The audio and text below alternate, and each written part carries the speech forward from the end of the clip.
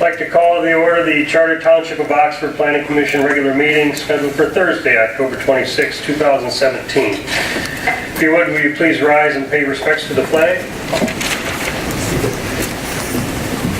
I pledge allegiance to the flag of the United States of America and to the republic for which it stands, one nation, under God, indivisible, with liberty and justice for all. Thank you. We note the roll. Noted.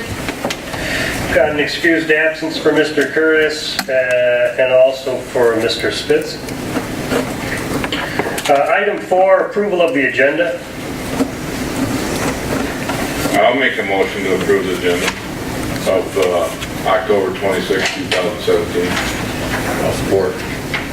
It's been moved by Mr. Berger and supported by Mr. Hunwick. Is there any discussion on the motion? Seeing none, those in favor? Aye. Those opposed? Motion passes.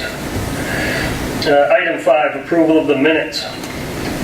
I have some questions on the minutes. It says that we approved the agenda. Didn't we change the agenda? Maybe I'm getting confused. I thought we moved up the conditions for the site plan and the waiver and put the master plan afterwards. I thought we reordered it. We did move it around. Yeah, so that needs to be amended to state that the amendment, or Did we the agenda was... Did we switch the order? Yes, we switched the order. Yeah, because we let petitions go first and we did master plan after, as opposed to making them wait through the whole thing.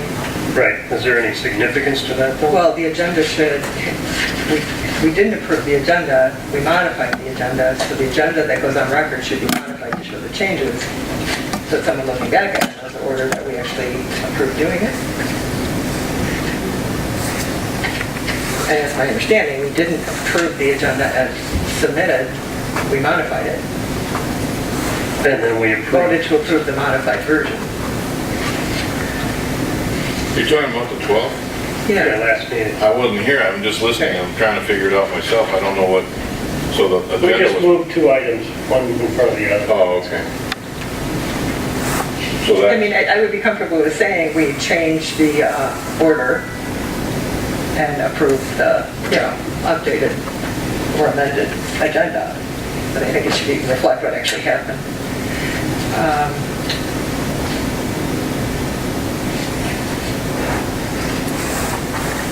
Any other comments I actually have a couple. for the agenda? Yeah, no, not on the agenda, just on the minutes themselves. The motions for the approving of the minutes here. Right, Number yeah. Item 5? Right, the minutes refer to the approval of the agenda, that's why I said that. Right.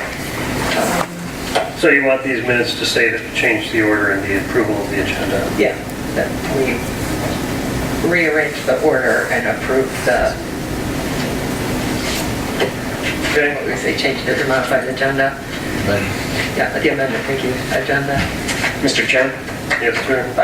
I'm looking in the minutes and it looks like under approval of agenda on October 12th, we have the motion, and then in that second paragraph it says Commissioner Curtis moved, Commissioner Spitz seconded to amend the motion to switch 10 new business with 9 unfinished business. I don't know if that's what Callie's referring to or not, but there is something in there that has 2 items switched. Second, Spencer, amend the motion, switch topics. Okay, we already read, right? To approve the regular, okay, yeah. He never should withdraw the motion then, right? Motion withdrawn? It should have said, if the first time he said motion withdrawn. To approve the planning commission meeting here for September. There's 2 motions without a resolution on the first. You have to withdraw. First motion was withdrawn, second motion would stay. Commissioner second to amend the motion.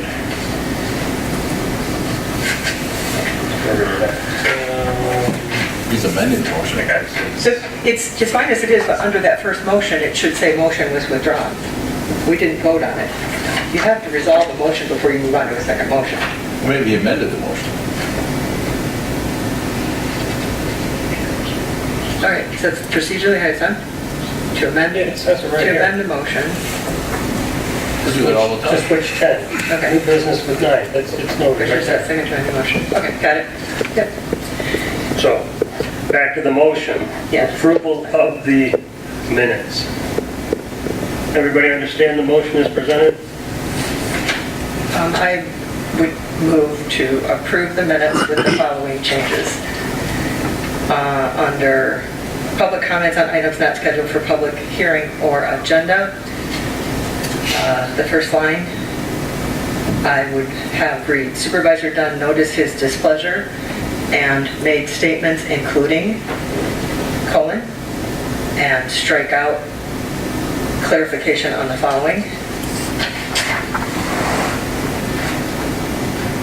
What's the difference there? Clarifications on the following, they weren't clarifications, they were statements that he made. Under Commissioner's comments, I would have it read, Commissioner Rosner-Myers presented a lot split that appears to be insufficient in size and width, and asked how it happened and what will be done about it, and strike from November 2014 split committee, Rosner-Myers, Young, and Berger. Okay, before you go too far, let me go back here for a minute. Because we all have to change this, right? Right. Or agree to, or whatever. So after if the you word wanna change split, this from clarification- strike out everything after that and add that appears to be insufficient in size and width. No, and no, add that. I'm sorry, go back to the, back to Mr. Dunn. Yep. Let's I'm do Mr. these Dunn. one at a time, okay? Yep. Because everybody's either going to agree with you or disagree with you. Exactly. So, Noted his displeasure and strike out clarification on the following and replace it with made statements including. Mr. Noel, yes or no, the change? I have no comment. Berger. I'm fine as it is. I'm reading the minutes myself, trying to keep up with everything that's going on. Yes. I wasn't here, So you so absolve yourself? I'll abstain from that because I don't know what really took place at the meeting. I'm just going by what I have presented in print. I'm not sure Sorry. what the significance of the change, what it does. Clarification. Would he clarify his opinion? Well, maybe He made wanted to- statements. These were the statements he made. Clarify some issues that were brought up in a previous meeting, I don't know. I think it's more accurate to say he made statements, including. Those are statements he made. Mr. Chair, Yes. did he get up and speak at public comment? Yes, he did. As a citizen or? As a township supervisor. Oh, it's not. But he has a right to. I don't Correct. The think question is whether we strike out the word clarification and change it to statement. As stated. Doesn't change his comments, does it? Right, it doesn't change any of the comments, so He made to me, it's neither here nor there. All the comments stay the same. All the bullet points stay the same. Well, so it's take neither out here nor there. clarification then, in my opinion, excuse me, Mr. Chair. Yes, I'm gonna Mr. interrupt. Berger? Take out clarification, or as I read it, and say Supervisor Dunn noted his displeasure and stated on the following. Yes, that's, Okay, everybody says that's good. I always use per conversation with, a lot of times when I make my comments with someone else or something, as a note of record. So that would be noted accordingly, as per stated. Okay. I'll agree with that. All I right. wasn't here. Your next change to the minutes then go to commissioner comments? yeah. At the meeting, I did not say what year the split was from, and I did not say who was on the committee at the time. That information was not known and was not disclosed. And minutes aren't a place to add information that was not discussed or brought up in the meeting. So I would change it to Commissioner Rosner-Myers presented a lot split, and what happened at the meeting is that appears to be insufficient in size and width, and asked how it happened and what will be done about it. That is what transpired. That is the accurate description. So that would involve striking everything, the words from November on, and replacing it with the words, "That appears to be insufficient in size and width," and asked how it happened and what will be done about it.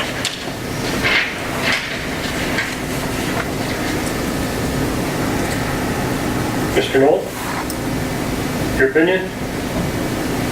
We can change it, I don't have a problem with that. Mr. Unwick? If that's what her statement is, I don't have a problem with the change either. I guess I'm just relying on what she presented to us now as being accurate, that she didn't say that. So I guess if that's the case, yeah, I don't have All right, you want a to specific memory as to how it transpired. You want to restate that then for me one more time? Strike As it is, strike from November. on. Yep, strike from on. And replace. Yep, and replace it with, "That appears to be insufficient in size and width," and ask how it happened and what will be done about it.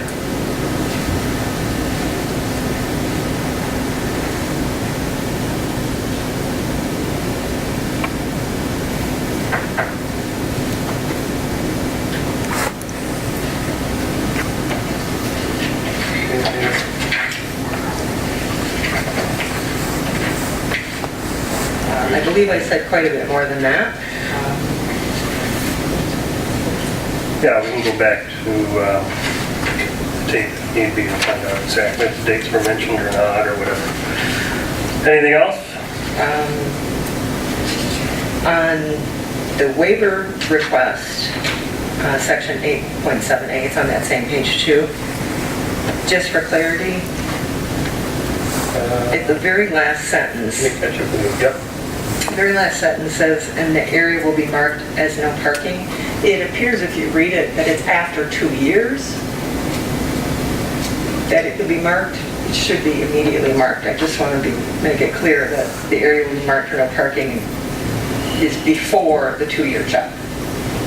When you read the sentence, it says, after 2 years, we're going to do this and the area will be marked. There's no separate sentence. For clarity, that should be before. It should say, the area will be marked as no parking and no parking will be allowed, period. Then it should go on with, "We will revisit in 2 years to ensure the waiver still applies." It's just swapping the two and putting a period in there. Somebody who wants to enforce it needs to know that that's what we require now. Take that last sentence, break it into 2 parts and switch the order. Yeah, I would be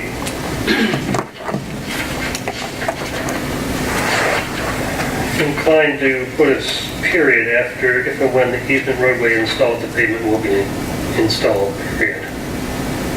Strike the word also. We will revisit in 2 years to ensure the waiver still applies, period. This area will be marked as no parking, and no parking will be allowed. I'm fine, as long as there's a period and we know that that's 2 sentences there. separate thoughts. Correct, that's 3. Yeah. Yep.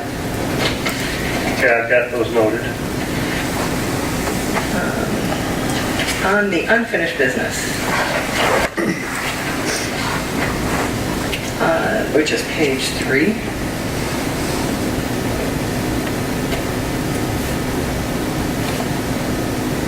And it says we modified the extractive sites to include urban service area boundaries. I thought what we did was we modified what was shown to include urban service boundaries around the lakes and wellhead protection areas. Not all the gravel extraction. No, the map. Right, the map. it We did showed- modify that map. We did modify it, but it just, We modified it says that that to include urban areas. All the extractive sites, we didn't add urban service areas to. Right. We added it to lakes and wellhead protection But if areas. I recall, we had one where it was bigger than the commission wanted. Right, so we So we reduced it reduced to so we the did change area, the map. yeah, That's what he around, says there. yeah, but it says to include urban areas. What we did was to reduce the amount of urban service areas in the extraction sites to the areas around the lakes and wellhead protection areas. We didn't increase it, we decreased what was shown. Are you reading number 2? Yeah, It doesn't say increase or decrease there. It To just simply include. modified it. but it was already including. Wasn't it already including? Mr. Chairman, this section of the minutes highlights what I did, the changes I made since the last version before the last meeting. So, number 2, I find to be correct because the previous extractive sites map did not include the urban service area boundaries. So I had updated the extractive sites map to show the boundaries of the urban service area. I made the changes that you're referring to, Callie, for this meeting, but this is, number 2 is correct based on the changes that I made 2 meetings ago. Okay, so this is your statement, so we're not putting in what the commission found? Exactly, yeah, number 2 is my statement based on the memo that I provided at the last meeting about what I had changed.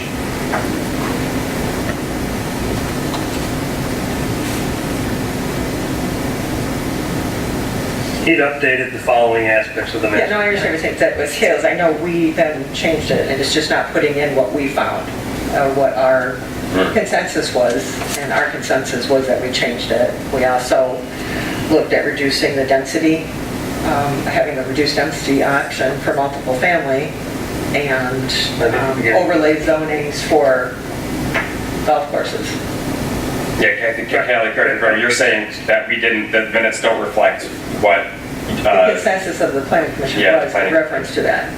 But that's down here, isn't it? No, but it's missing those other 2 items. I just want to point something out as I read this, and I wasn't even here. It says, since the last discussion, the planner had updated the following aspects of the master plan, then he highlights those numbers. Right, and So that's it not- doesn't even talk about the planning commission, it talks about the planner stipulated.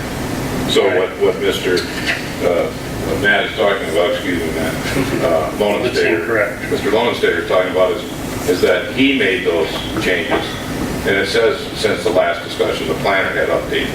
So I think it reads right in what he just stated. So do I, because the next paragraph, Yeah. the discussion took place. blah, Yeah, blah, blah, blah. that. Then you have to go down to the next paragraph.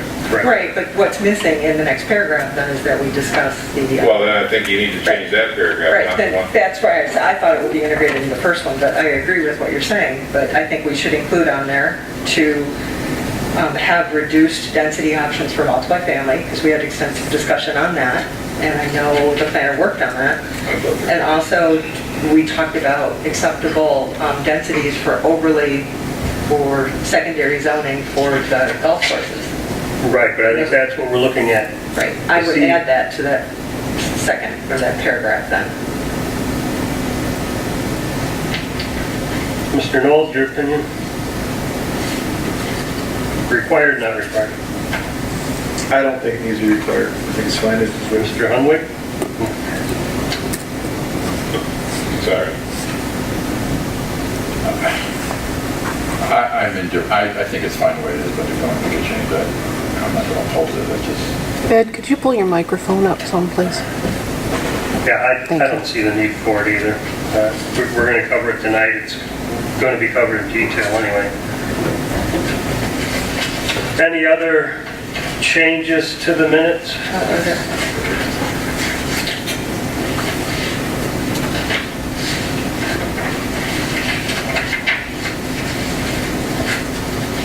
Is that it? Yeah, Anyone else? Okay, I've made the following changes that we've just discussed. So I guess we will get those changes made and then approve them at the next meeting. Will you list them and then make a motion to approve the amended agenda? As amended tonight? Yep, because it's presented. I look for a motion. I'll move to approve the minutes of the planning commission meeting of October 12, 2017, as amended at this meeting here tonight. Second it. Been moved by Mr. Hunwick, seconded by Mr. Knoll. Any discussion on the motion? Those in favor? Aye. Those opposed?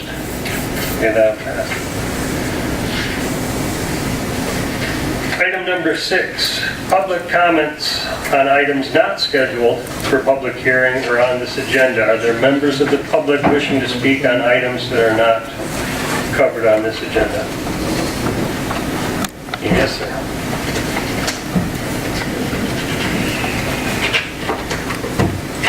Larry Rosner, I live at 1830 Cobblestone Lane, Oxford.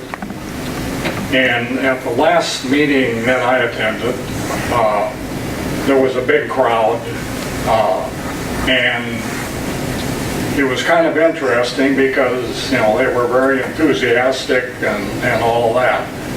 Well, after the meeting, I had a discussion with Mr. Ferrari and asked a very basic question. Have they applied for tax exempt? And the answer was yes.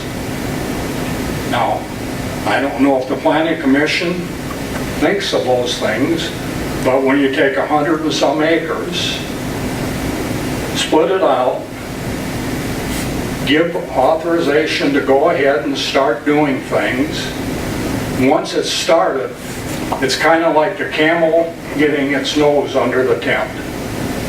Because there was a lot of revenue potential. There was revenue coming from the 800,000. The future, and the future is forever. So we've got a situation now where, yeah, there's a lot of people. And we were probably the ones that were from the township, probably outnumbered 5-1. So consequently, here's a group of people from the outside very enthusiastic about us picking up the bill, the tax bill. We pay it. We have to have the infrastructure. We need additional fire, police, sheriff, the school system, which the schools need more money. And we're not talking about just a few people. That's just an example. You know, and I understand the board's position, you know, part on it, again, it's my opinion. I think sometimes the board gets a lot of pressure from the township trustees, the people that, you know, we vote in. And we need to look, our revenue, our taxes, my taxes are ridiculous. I took and have talked at a few of the meetings with people that have lived here for a while in my neighborhood, and the answer I get when I say, why don't you come to the meetings? Why don't you present yourself? They say, it doesn't matter. We've done it in the past. The township, they do what they want. We can go present it, and it's like, you know, they've given up. Examples, Cobblestone Lane, private road. There was never supposed to be more than 11 houses put on there. The road was a 2-track private road. There had, you know, garbage trucks stuck right in the middle of the road. We now have, I think there's 16 and another house going in. And it's a nightmare from the standpoint, when we moved in, there was, most of the residents were, you know, I didn't have any children in school, and the people didn't have a lot of children. Now, the traffic on Cobblestone Lane, there's cars up, down, back and forth. And it's 3/4 of a mile, so there's no bus service on it. So people have to drive their students out to the bus, the smaller kids wait back and forth. And some people, they won't pay any maintenance on a road. So there's the short range, and we discussed the short range things a whole lot.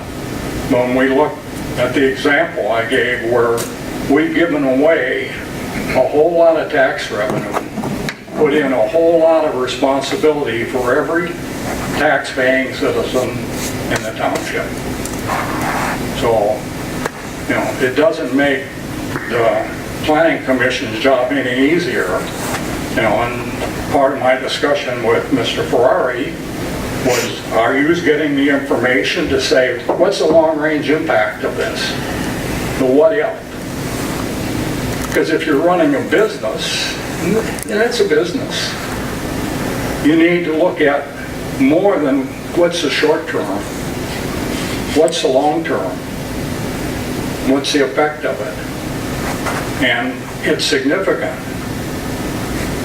So that's part of the thing that I see that goes on, which relates to we don't follow the master plan. That gets changed from, you go 20 acres down to 15 or 10. Then someone wants to split the 10s into 5s, the 5s into 1. Well, what does that do overall? It affects the long term a lot more than affects the short term. So, I finally figured out why people aren't coming, because I asked them, why don't you go? They say, we've seen it.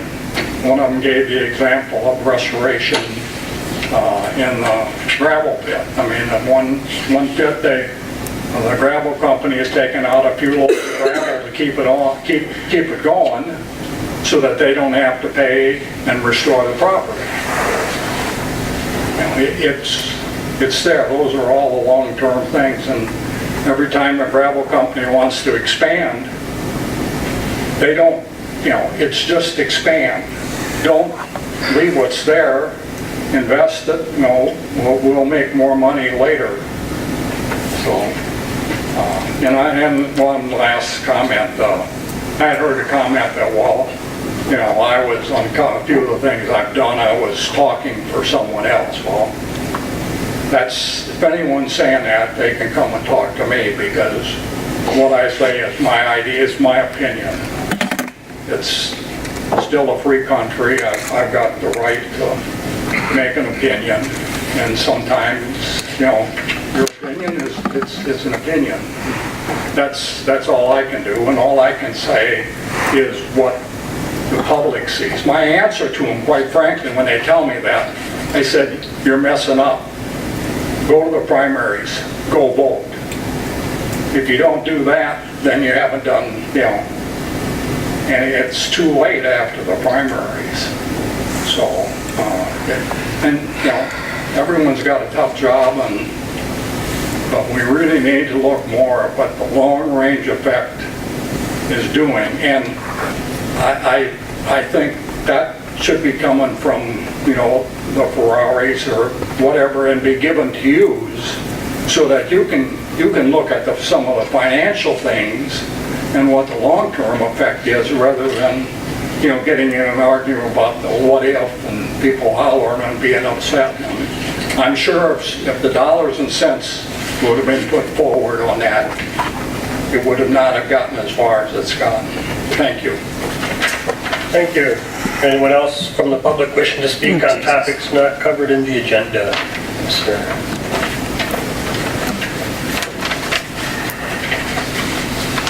Bruce Myers, Delano, Township. It reminded me of a few things. It's like, as citizens, it seems like anytime anything's brought up, they're not listened to. And it seems like there's an overall push from higher management, like the supervisor, to get things done his way. And I don't see where the citizens are being listened to that much. I also see a lot of violation of the ordinances. I mean, as citizens, we must follow the ordinance, but I would imagine that as supervisor and so forth, that also applies. I'm looking at the master plan and appropriate uses. I see things where, like the trees are a big item that got added to the agenda that had to be discussed. The solar panels, I still don't see where we have any appropriate uses in the ag district. And we need to close the door for things that really none of us want. We have to close it now before they start. Once somebody puts in a plan for it, be a composting yard like is happening just north of here, it's going to be too late. You can't really go after the fact to fix it. Appropriate uses, things like the Koenig gravel pit. A couple of years ago, they had literally thousands of vehicles parked there that were working on the oil pipeline. Was that ever an appropriate use? Did anybody ever do the water testing? How close is that to the wellhead protection area? Because now you have refueling of the vehicles, everything dropping off the vehicles from rain and all that. But I saw literally tens of thousands of railroad ties piled up there. Go back and look at your aerials of the township and how long they were there. And y'all know what's on the railroad ties in terms of the creosote with the arsenic. How is that affecting the wellhead? How is this kind of use allowed to continue? Last year or this year they had the mutter competition. And I just found out today that they set the date for next year's mutter competition. Is that an appropriate use of the gravel pit? So we need to start looking at appropriate uses of all this. We need to revisit the master plan. Evidently last meeting, Dunn had spoken as an official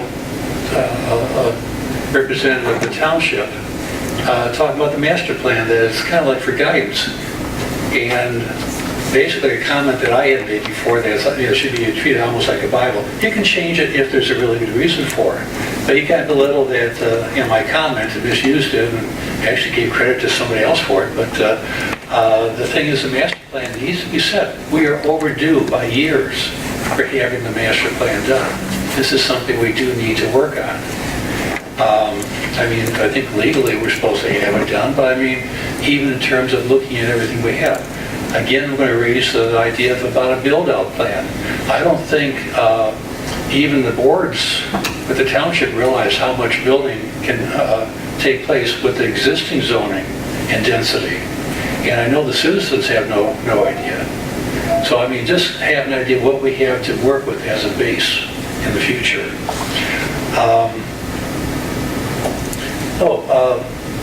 Mr. Rosner mentioned something about some property that is now being referred to as HOP, House of Providence, even though there's never been anything put in front of the board in terms of building and all that. I'm looking at some of the approvals that I've gotten through, the lot split and things of that nature, that it's like, I don't see how this is possible. I look back at what you've done as a board, the contingencies you put on there, and all of a sudden that was overwritten and changed in the minutes that I didn't see in the meetings afterwards, and a lot splits got approved. I'm seeing a lot of inappropriate functions. I'm not seeing where the ordinance is being followed. We have violations of everything from open meetings to FOIA violations. It's like somehow we had to start following the guidelines as we're supposed to have. But with the House of Providence, evidently, as I may be wrong, but it appears that they have a tax exempt status now. And I'm trying to figure out how that happened. Because they really aren't doing much on there that would qualify for tax exempt. I understand they have a full-time caretaker now, which, you know, could be a big stretch to be considered part of the charitable use. However, he's basically using it as a private hunting lodge, going out there hunting for personal use. I don't see any way how that could be construed as part of HOP or a charitable organization. How did they get a tax exempt status at this point? Maybe in the future, but at this point, I don't see how that could ever be appropriate. That's a huge chunk of tax revenue that the township is missing. And all that was done without the citizens' knowledge, is pushed through, and it's like the citizens have no say in this. I thought the township officials are supposed to be representing the citizens of the community. The citizens don't have a clue what's going on. Some of that's their fault, but a lot of it is, it's purposely, in my opinion, purposely being kept from them. So things are being done and it's starting to look too shady. You have to be open about this, you have to be transparent. It could still be done, but you have to be doing it the right way. Thank you. Thank you. Anyone else in the public wishing to speak on items not in the agenda? Okay, seeing none, we'll move on to public hearings. I'm sorry, my bad, I jumped one. Commissioner's comments. Commissioner Nold, sorry. I've had the opportunity to sit into numerous meetings across the township, whether the board meetings, planning commission meetings, ZBA. And one of the properties that we have within the township seems to come up quite a bit, and that's the Legacy Center.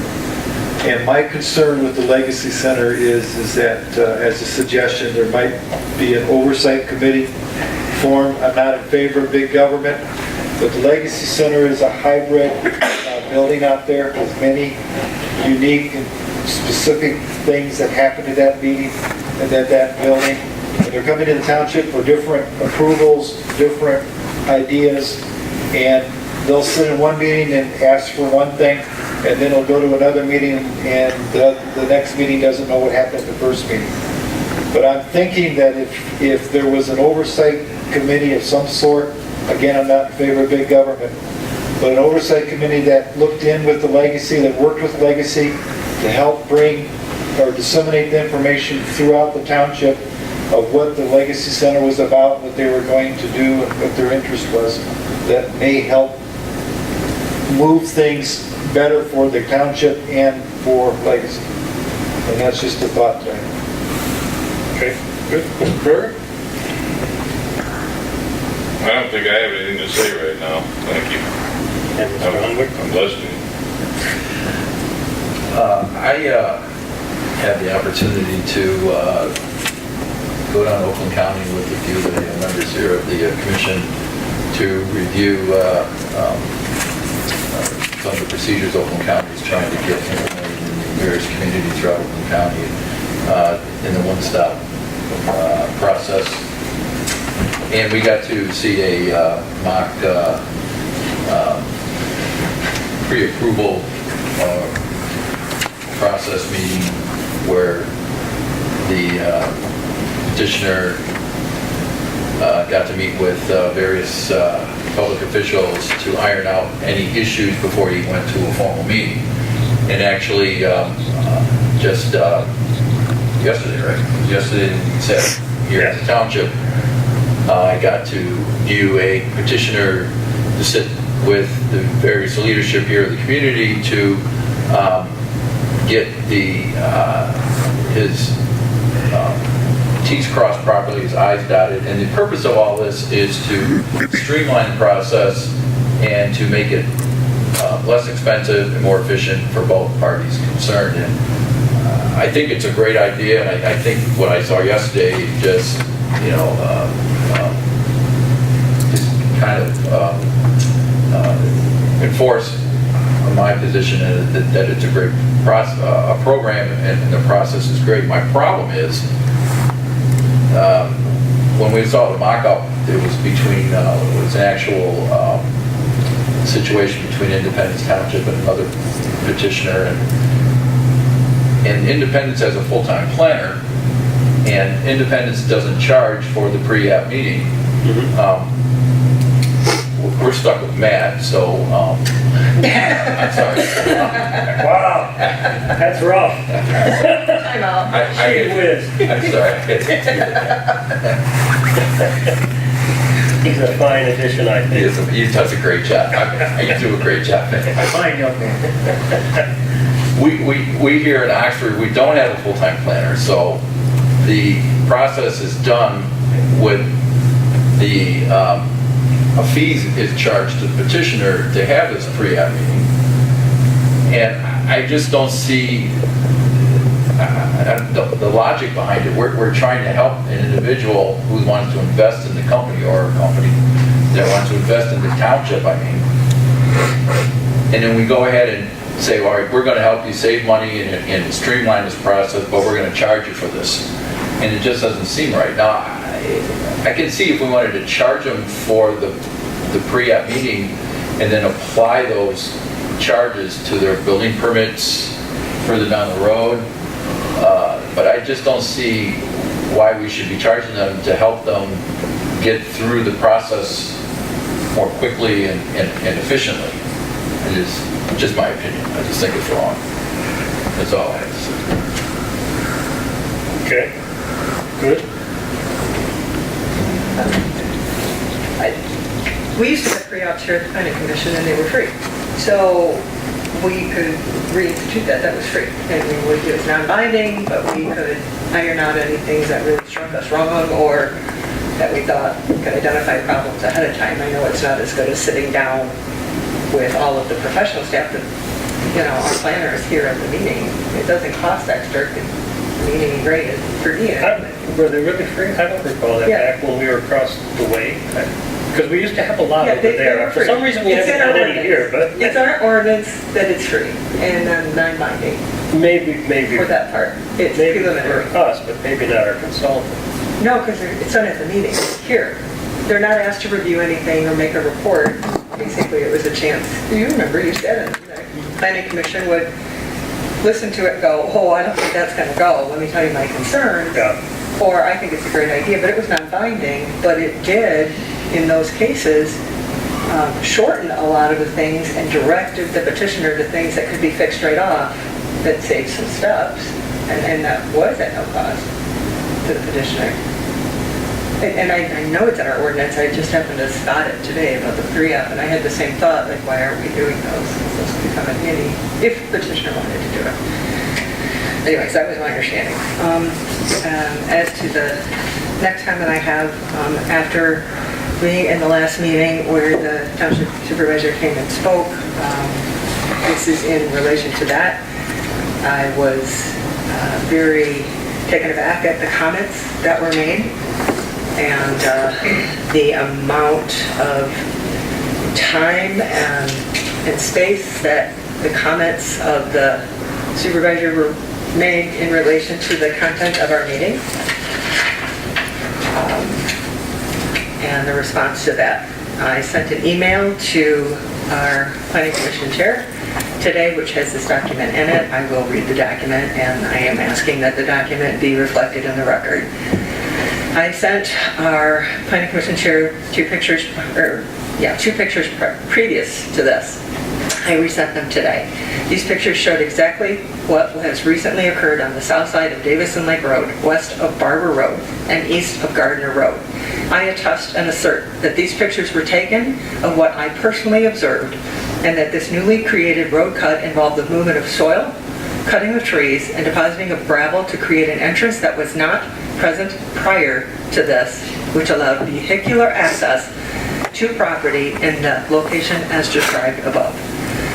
Assertions made by Diana Cushing and Superintendent Dunn that these pictures were fraudulent or not taken as stated are slanderous, and I demand a retraction of all said statements and a correction made in the same format as the slanderous statements were made. Attached, you will find a copy of a complaint form, and I have a copy here, that was provided to me by a resident. Numerous persons, including myself, have observed this newly created roadway cut. The date on this complaint is August 25th, 2017. To date, no official representative from Oxford Township has denied or acknowledged this recently created roadway cut, nor have they stated what exact property it is on. The location of the cut, the direction of obvious vehicular travel from the roadway into the property, and the placement of the marker, which appears to be a survey marker, would lead a reasonable person to believe that the roadway was on the Hobb property. At no time has anyone from the township reported that it is not on the property, nor have they stated that this is on the property of another landowner to the east. Assertions that the newly created cut was on Hobb property were in good faith from the observations stated above. Regardless of the specific location of the cut, the township has failed to adequately respond to the complaint, as well as my stated observation, and has not provided any communication stating that the road cut, as observed by numerous persons, has been permitted by both Oxford Township and Lapeer County.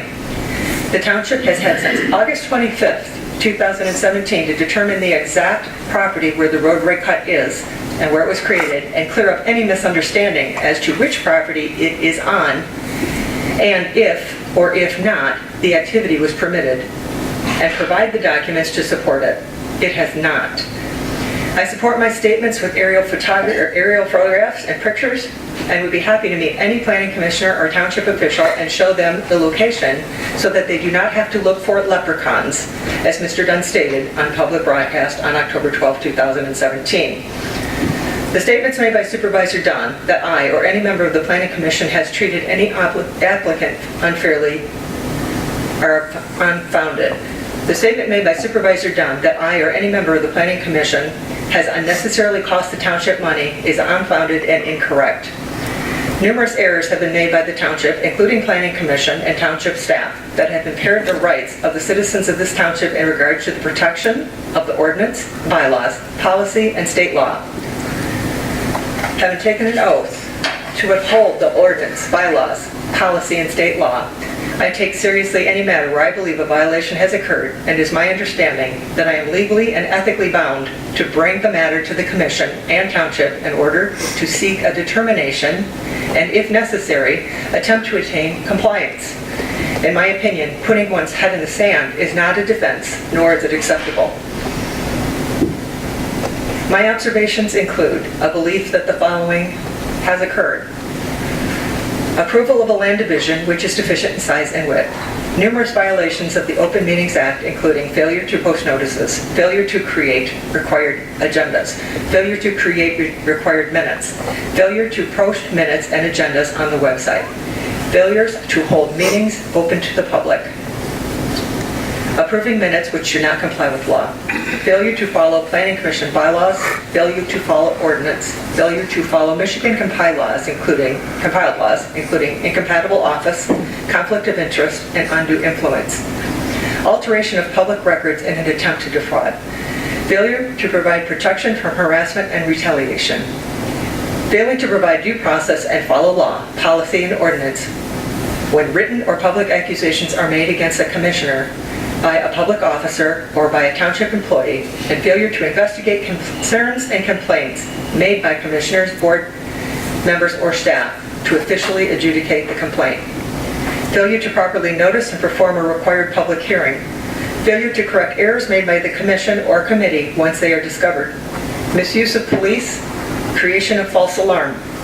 Misuse of position of authority. Public officer representing his personal opinion as that of a board. Failure to follow law and intent of composition and representation requirement of the Planning Commission. Failure of the Planning Commission to respond to citizen requests. Repeated requests to discuss these concerns in a properly noticed public meeting have been ignored or denied. Statements have been made by Deanna Cushing and Supervisor Bill Dunn that I assert are untrue. I rely on, in part, the excerpts shown below, which are taken from the Planning Commission bylaws, Ordinance 67, and the Code of Ordinances for the Township of Oxford in making my assertions. I request that this document be included in the meeting minutes and permanent record of the October 26, 2017 Planning Commission meeting. The supporting information includes the Planning Commission bylaws state, 1.2, the commission shall consist of 7 members representing insofar as possible different professions or occupants. All members of the chairman or the commission shall hold no other township office. 2.3A4. The commission shall, 3, appoint members to committees, act as liaison between commission and, this is the chairperson's responsibility, and pertinent agencies of the township. In doing so, shall utilize proper administrative management channels of authority. 2.3A5. The chairperson shall reserve his or her opinions on an issue until the other members of the commission who so wish have spoken on the issue. 2.4. The general membership shall serve on special committees appointed by the chairperson. 2.5. Committees. A. No member shall serve on more than 3 standing committees. 3.1A. All meetings of the commission shall be posted at the township office according to the provisions of the Open Meetings Act, the Michigan Zoning Enabling Act, and the applicable provisions of any township ordinance. 3.81. A written agenda for all meetings shall be prepared and followed. 3.81B. A written agenda for special meetings and committee meetings shall be prepared and followed. 3.16. All requests for zoning, ordinance review, and/or revision shall be addressed in writing to the Planning Commission for determination and recommendation to the Township Board.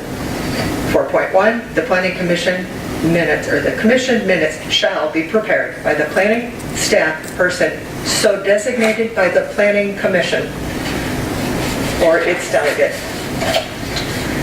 The minutes shall meet the requirements of the Open Meetings Act, as well as the following information.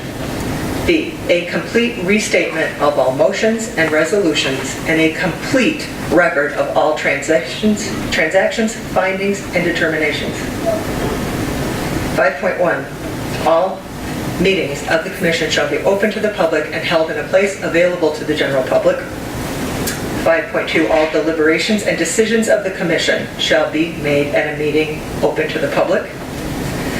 5.5, all records, files, publications, correspondence, and other materials are available to the public for reading, copying, and other purposes as governed by the Freedom of Information Act. I'm not going to read what Ordinance 67 has in here or the rest of the township ordinances. They'll be in this information that will be provided to you and hopefully included as the meeting packet. Along with that is the complaint. This organizational chart was provided to me in my inbox. It says, this is the township board, and there's solid lines and there's dash lines. The solid line between the township board and the various boards and commission goes through the township board, not any individual. The supervisor is over here. He doesn't have a direct line. There's a reason for that. Planning commission is under the direction of the township board, but it's also an independent board and should be run without influence of any other body. And any person seeking to represent themselves or any specific department should have authorization by a vote from the board. It's against the law for any official to represent that he's representing the board without an official action, a vote by that board on record and reflected in the minutes. Committees are a public body that must post notice. They must take minutes. The only exception, I believe, is to the Ordinance Review Committee. It's not a subcommittee. Our ordinance says committee, our bylaws say committee. We're not a subcommittee. Because that is the only committee that we have that doesn't have any particular authority other than to assemble information and bring everything they know to the Planning Commission. The other committees that we have functions. Committees that have functions are required to post agendas. They are required to take minutes. I provided the Planning Commission chair 2 documents. It's the identical document that's been provided to me by email, and I'm assuming the rest of this membership. And this is regarding the lot split that I had discussed at the last meeting. I was at that lot split committee meeting. I did not agree to that lot split, and there was no vote taken at the lot split. If the Planning Commission chair would allow me to have my paperwork back for a minute. Nobody's seen any of that, though, right? I understand. Okay. Right. Well, this was emailed to me, and it appeared like it was emailed to everybody else. This is the information that was in the file. This is the information that is in the scanned records of the township, and this is the information as of September 28, 2017, regarding that lot split. This is the information that has now been provided. And if you will notice, there is a new line that occurred after September 28th. And that new line says, approved 3-0. That did not happen. That is not in the scanned copy. That is not in the record copy that's in the township office. I suspect that that information was added afterwards. I do allege that it is inaccurate. I did not approve that lot split. I had concerns with the configuration of the split, and I'll leave it at that.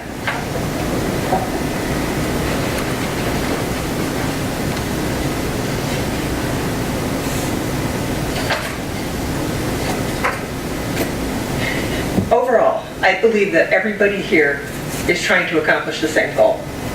We all want what's in the best interest of the township. I seek to better comply with the spirit of our bylaws, with our ordinance, and with state regulation. When I see something that I believe was done wrong, I would like the ability to bring it up to the commission and have it discussed. I don't like what's been happening here, where concerns are being brought up and ignored. It creates a situation where things get out of hand, which I believe is what is happening here. This board should work together. We should be able to discuss concerns and issues in the open. And everybody should have a say. We each represent a component of our community, and every voice here is as important as the other. We will agree to disagree, but the worst thing we can do is not have that open line of communication. And I would like to better foster that, and I'd like the ability that when a situation is discussed or a concern is brought forward, that we are allowed to have a discussion on it. And that is reflected accurately in the minutes so that people a year from now know what's going on. I missed a meeting a month ago, the last meeting in September. I try not to miss the meetings, and I like to review what happened at that meeting because the minutes for that meeting were not descriptive at all. I have no idea what happened. It said that something was discussed, but it doesn't say what it said. For example, there was information that a lot split was discussed, but it doesn't say what lot split, and it doesn't say what happened. So the first thing I did was went to go to the Oxford Community Cable. It is not on there. I waited a long time for it to show up. It did not show up. I called the Cable Commission and I asked, when is it going to be posted? Because I'd like to find out what happened at the meeting. They said that they were under the understanding that someone told them not to come. I requested a copy of the tape. The tape was destroyed. So the only record we have at that meeting, for that meeting, and that I believe is a meeting where there was 80 citizens who spoke, doesn't exist. I believe that destroying a tape the day after is not a good policy. It may be allowed, but it's not a good policy, especially since there's areas of contention where the law requires that those be retained. Especially when you know that somebody's not over here recording that.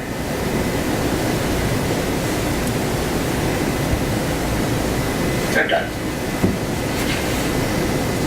Okay. So are you including the documents and paperwork you just presented to the commission? Yes. Into the next meeting packet so everyone can review it?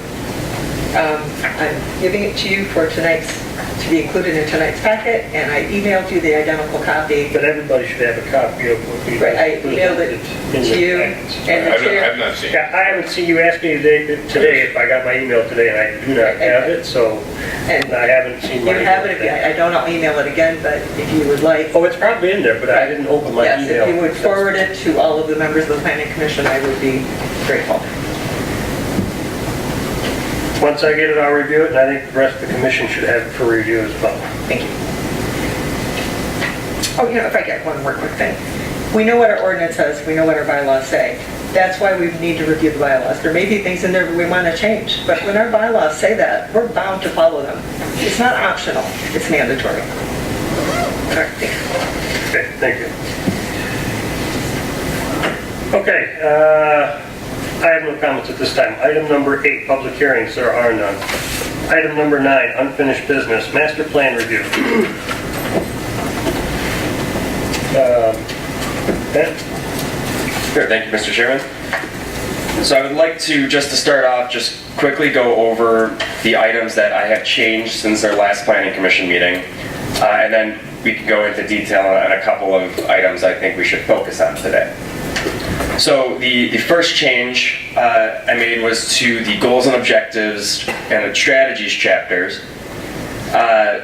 Updated the residential land use section to include goals on the 2 separate mixed use categories that we have. So now there are goals related to village mixed use, which is a commercial and residential mixed use district that I'll get into later. As well as mention goals about having separate multiple family densities. So there will be 2 separate future land use designations for a lower density multifamily and a higher density multifamily. In commercial land use, in the commercial land use goals section, I added, again, some comments regarding this new village mixed use designation. as well as a whole new section, whole new goal section on the mixed use category. And that's on page 66, so it includes the mixed use commercial and light industrial district on North Lapeer Road, and goals regarding, again, the village mixed use district. So I'll get into detail on those a little bit later on. In the land use plan section, updated the boundaries of the secondary urban service area based on the conversation that we had. We took out some of the property to the northeast of the village. And we also updated that boundary on the extractive sites map. And then in the future land use, what I did was added 2 multiple family designations. Actually, we will be adding 2 multiple family designations with varying densities and a village mixed use designation. So what I did right now for this meeting is update the descriptions. So we have descriptions of these new districts, and that's starting on page... You want me to go into the map? Got it. 88. You don't have to go into a bit, but on page 88 is the future land use section where the designations are. So I've added a description for multiple family residential having these 2 different densities. I added a new village mixed use designation, which is that commercial residential mixed use, as well as renamed the previous mixed use district that we had as the industrial commercial mixed use. So I've added these designations. They're not reflected on the map yet because that's the conversation we're going to be having tonight, but we do have some text in there about these new designations. And then the future roads and right-of-way plan, as well as the safety path and open space / greenway plan, I updated based on Engineer Sharp's comments. Okay. So that's the summary of the changes. What I want to start off with is the future land use map from page 95. If you could pull that up on the screen just so everyone can see it.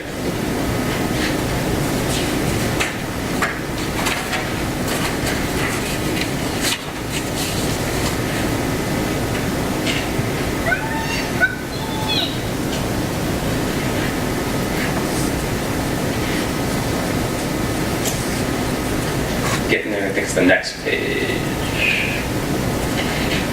There it is. So as I said, we did modify the secondary urban service area. That's not shown on this map. The primary urban service area is still the same. But to the northeast of the village, around those lakes, I did make one modification. The previous future land use map had areas around the lakes as higher density and then some spots of lower density residential. For the sake of just clarity, and I just went straight across and then a little bit up to that lake on the very east side of the township boundary. So everything in that orange area is now that 1 acre minimum, as opposed to the previous one which had circles around the lakes. So I wanted to just bring that up as a topic of conversation. It may be a little difficult to have just this splattering of different densities in this extractive site. So my question to you is whether or not you like this straight across version better than the previous version, which had the circles of higher density around the lake.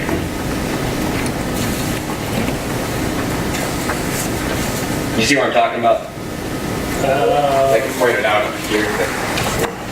So this extractive site here, the previous had circles around it with this 1 acre density around the lakes. And then there were several spots. There was like a box here and then a box over here. That had I think it was the 2.5 acre. Yeah. So my question to you is whether or not you prefer this version or the previous version.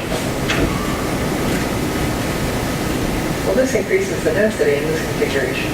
This increases the density, but it's aligned with the secondary urban service area boundary that we had discussed previously, which went straight across that top line, the edge between the lower density and the higher density.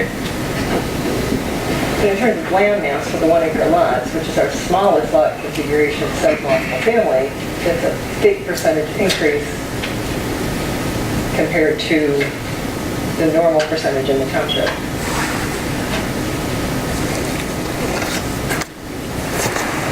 In other words, when you compare that 1 acre size now compared to the rest, that's the biggest 1 acre size we have. I kind of thought we ran around this once already, that we said we were gonna, for the purpose of the water system, whatever, we're gonna keep it 1 acre on the lake, so that we're Around the gonna stay lakes. 2.5 Everywhere outside. outside of that. Meaning this box and this box, and that's how that came together. Right. Same with, well, this area.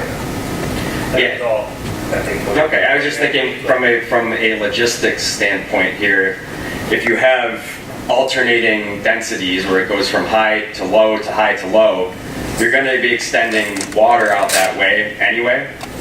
So having the southern portion of it be higher density and the northern remaining lower density. So you're saying that lighter color to the north of the 1 acre parcel, then is gonna be the 5 acre? Up here we have it as, I can't quite see, that's 5 5? acre. Yeah, but my thought process, I could go with that probably. my thought was that if we have a high density area around this lake and a high density around this lake. That's Lakeville Road right there, right? Yeah, Yeah, I don't wanna see anything change when you get up. The Ray Road is the one due north of that 5 acre piece then? That next one up, is that Ray Road?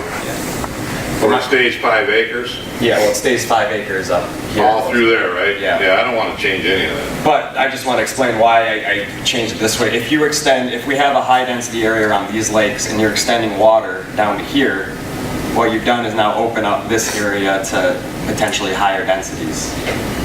So that was my thought process of just evening it out and taking it, the whole southern part. Can you, I know this sounds awkward because we're looking at a plan that's not scaled. Can you give me an approximate idea, like from Lakeville Road going due north, how far that is? Is that a half Mile and a mile? half. From this to that, you mean? Yeah, yeah, Oh, that, half mile? that's a little over a half mile. It's a little less than the size of that sub, so I would say it's less than a. See, this stuff, this is Willow Lake. Yeah, Willow Lake, is that a mile? So if you go all the way to that corner, that's not really a mile from here. Or we can do the classic. Well, I was trying to say, It looks like it's a little under half a mile. about a third of a mile, right? Yeah. Off the No, roadway? it's about a half It's mile. about 3/4 of a I think mile, it's about a half, Yeah. or a half, yeah. That's about a half. So a half mile deep.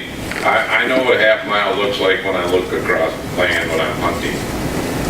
But, you know, so I'm trying to visualize that right now. I'm trying to say, how far does that take us into that, you know? yeah. I don't want to change too much of that density up on that quadrant, so half mile, I guess if I know exactly what it is, I can go with it. I just don't want it to go any greater than. Right, and it's not necessarily the land that is designated as 5 acres now, I'm not suggesting any of that be changed. It's really that area beneath it that's designated 1 acre, whether you want to keep that whole area designated for 1 acre or go back to the previous version, which was just those areas immediately around the lakes. If I may, we're increasing density and there's no buffer. The worst thing that could happen there is 1 acre lots all the way up to a line, and then we're gonna say now we have 5 acres. That's not planning, that's not that. We said that we would put the density around the lakes and in the area where the wellhead protection is, where that soil is real permeable. And it should flow out from there, so you have your more, I would say even upper end homes around the lake on smaller acreage that would be comparable to the 5 acres that surround it, that have that estate feel. And it would be flowing, there's a reason for it. Density around the lakes, right to the larger acre pieces. And you can phase it, but increasing the density overall, that doesn't transition, it doesn't save, and it doesn't create the rural atmosphere. You're creating another big subdivision on that, because when you're giving that as your future land use, you can't undo it and say we want that, but we're giving them. And the overlay for that now is 5 acres. It's larger lots. We're actually increasing the density, but doing it more doesn't serve any purpose. Well, the lots in Willow Lake are quite small. They're not even, I don't believe they're even half acre properties. They're dense, Willow Lake is very dense. Right. They have to be an acre. No. No, This. no, they're not an acre at all. This one here. They're very dense. They're close Like a together. third? maybe. Quarter. Yeah, they could put more like a quarter. So Callie, you're suggesting above that 1 acre going north, you go to 2.5 and then up to 5? No, I'm suggesting that we concentrate around the lake like we agreed on last time for the 1 acre. And if it's not around that lake and in that very corner where they're trying to protect that wetland, it goes back to the underlay zoning that we had all agreed upon, which is the 5 acres. Now, I have enough experience to know that PUDs will come in for that. Nobody's going to do traditional zoning, and it's going to come in with PUD. If we give that as a PUD, the overall density is going to be much higher than we intended than if we would say, here around the lakes is 1, the rest is 5. When the PUD comes in, if we do that, you're going to have a better flow, and you're going to see that transition out much better than if you allow this. And 1 acre, 2.5, then 5. Yes. Yeah.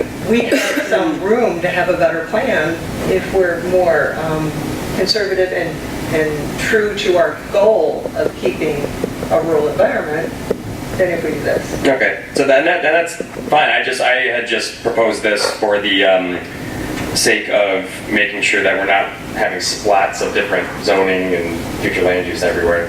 So I can amend the map to have around the lakes, 1 acre. The remainder of that area, was that 2.5 or 5? 5. No, I said 2.5. It was 2.5. No, I said if we stick to that 1 acre and we stick to Around the 5, lakes. it's going to come in as a PUD that will have that transition. If not, it's going to be 1 acre right to the 5 acres, and that's not going to serve anybody's good. So everywhere else outside, we have around the lakes 1 acre, and then everything else reverts to the 5 acre. Right, and the justification for that is that the lake, that's the lake property where it drains into that lake. Okay. Well, Callie, Hold on for a minute. Mr. Chair. Yeah, I just want to bring something to someone's attention here first. I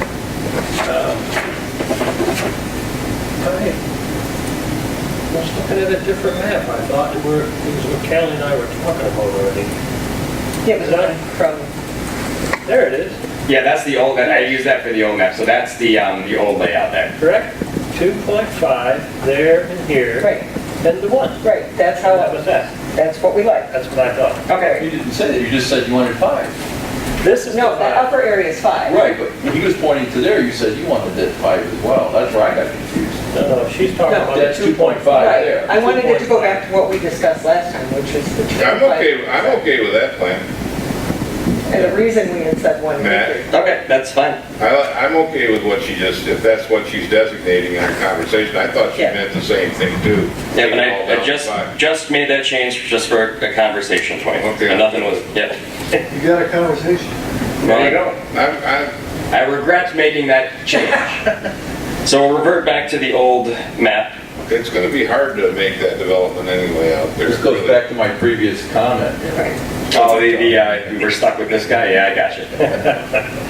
Okay. Well, good. We'll go back to the old map there. All right, so, And then a follow-up question then for if you pull up to the secondary urban service area, do we want the secondary urban service area boundary to follow that pattern or go straight across? Matt, you got a number for that? It's right before the future land use, so keep going down. Yeah, it's yeah, there it is. That's extract. It'd be up then, it'd be before extraction. What's that? Page 82 is what I had. Okay.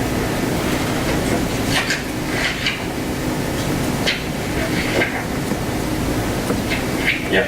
Yeah, that's it right there. So do we want the secondary urban service area is indicated by the yellow? Do we want that to follow that same pattern that we just discussed? Yes, Okay. that was our protection. That was, and the reason being again is we're protecting the lakes by allowing that 1 acre. That's where we also talked about making this smaller here, remember? Yep. The piece out. Well, then I think what she's saying is if they come in with a PUD for density, that they're not raising they can still do a PUD and create more open space, but Reduce maybe. the overall density. But And I still think they would still concentrate their density around the lake. Most Yeah. definitely. Right. That's the prime property they get their money out And it of. may end up Any resulting developer's gonna do more that. 1 acre pieces It's around the the only way they're lake gonna bring it in. and bigger outside of it. But then it keeps the density back down to a decent level. Right. Yeah, okay. I don't want, Okay? Okay, I'm set on that, thanks. So now I wanted to get into the two different analyses I did. I did a multiple family analysis to determine what our current multiple family properties, what their densities are, and that can help us determine what the designation should be, the density of the designation. And then I did a mixed use analysis. So the first, I think we should focus on the multiple family first. What page is that? 61. Back now. Yes, 61. Well, 61 is residential land use goals. So I added goal 3 or strategy 3, explore the creation. Actually, that's a separate one. It's number 5, explore the creation of several multiple family zoning districts with varying densities. And to help guide the discussion, in the memo, I attached an analysis of current properties designated for future multiple family residential. This is in the cover memo that I did. I don't know if I it... found that really helpful to compare what. Yeah, and I was hoping it would be helpful. Where do you want me to go? It's in the memo. And it's transmittal to us. Yeah. Yep, right here. So it's the map that's attached to the memo. Yep, no, right up there.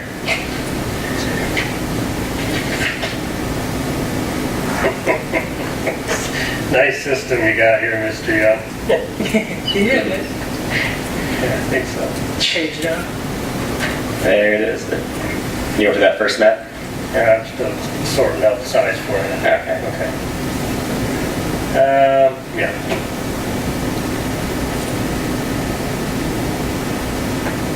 The net density, what does our ordinance say on that? Because Ordinances does not have a definition for... I thought the density was supposed to be calculated based on the net, but then it allowed you to include utility easements and things like that.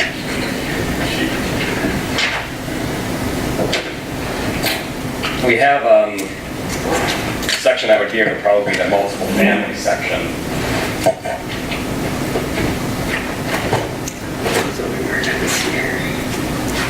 So what was your question? For the densities, he was saying that one of the things we have to discuss is how we calculate the density, net or gross. And so, depending on how you look at it, the gross acreage or net makes a big difference in the overall density. And Yeah, so I thought in our ordinance we calculated the densities based on the net acreage. For multiple family residential, it says in the zoning ordinance, it says the maximum number of bedrooms permitted shall be equal to the gross buildable area of the subject parcel. Yeah. So that's kind of confusing because But that really equals net. The gross net. You can't use swampland to build, so Right. to me it's net. So then if you go to build, then it depends on what the definition of buildable area is. Well, Upland, Yeah. I guess I'd have to say. It says buildable area is that portion of the total land area of a site exclusive of required setbacks and adjacent road rights of way and or easements not encumbered by bodies of open water streams. So that's, it's really net. Right. That's defining. So current ordinance is based on net. Net. So, which one are you going to talk about first? Multiple? Yes. See, I've always said, just my opinion, Mr. Chair, speaking. Yeah, I understand. Pretty cool, right? The idea when Abbey Ridge went in, I voted no. I didn't like the density, I didn't like what they did to the property. I just thought it was too much for multiple use within that space. And so for me, I'd really like to try and establish a better way to provide less density with developments of that nature. So this is my opinion now. I was the only guy that voted no on that project, but That's not true. did you vote no? Yes. Because I didn't like that. And to me, they put way too many sardines in the can. And when you look at net now, and you do net on those types of developments, and look what you can put in there. I go, wow, that's a lot. So somehow I'd like to reduce that down. you know, if there's a way, I mean, I don't know what the opinion of the planning commission is, or the other members, but if we can make that become more restrictive, I guess I'd like to explore that. Yeah, so then that's, I think, needs to be clarified in the master plan, is that if we're putting these density limits, 5 or 10, the purpose of this, by the way, was to see what the current densities are of our multiple family properties to guide our future land use densities. So we had previously proposed 5 and 10. I wanted to make sure that those were reasonable. So this analysis splits it up into gross and then net. And for net, what I did was just subtract 20% for each site as an estimate. Oh, you took it out automatically? I just did a 20% reduction in the acreage, which will then increase the density. But we have, it looks like 4 properties that are above the 10 dwelling unit per acre our maximum that we set. Now 2 of them are senior apartments. Well, Independence Village being one. Yeah. Right. And then the other 2, Park Villa and then Manitou Lakes, I think are they've been here for a while. Well, Independence Village, sorry for cutting in, that went under our current zoning ordinance. So how is it denser than what's allowed? It may be, but we have a separate section for convalescent homes, so it's probably under those standards. And I guess in respect to that, due to the nature of how they manage the number of people that go there, and because I've had to deal with independent living with certain family members, you know, they usually don't drive cars by then. A lot of them, they're busting multiple conditions of people and taken to different places and stuff. I don't have a problem with that density calculation of that kind of a facility. But where I have the problem is when we do stuff like Abbey Ridge and maybe some of the things that can be proposed to different properties in the future. Even with the density, I just didn't like the density on Market Street that was coming at us recently. So I want to, now Manitou Lake Apartments, they've been there as long as I can even remember. I think they predate some of our Yeah. So and I'm looking at, you know, when you look at Park Villa Apartments, I don't know how long those places have been there. I haven't lived here that long, so I don't know anything about them. Those places were there a long time, so as long as we can clean it up for future use, I don't know how we got that many units in there. We just did, I guess. For which Independence Village? Yeah. Well, I was looking through the ordinance for convalescent nursing homes. There's a separate standard. It says 3,000 minimum land area of 3,000 square feet per person.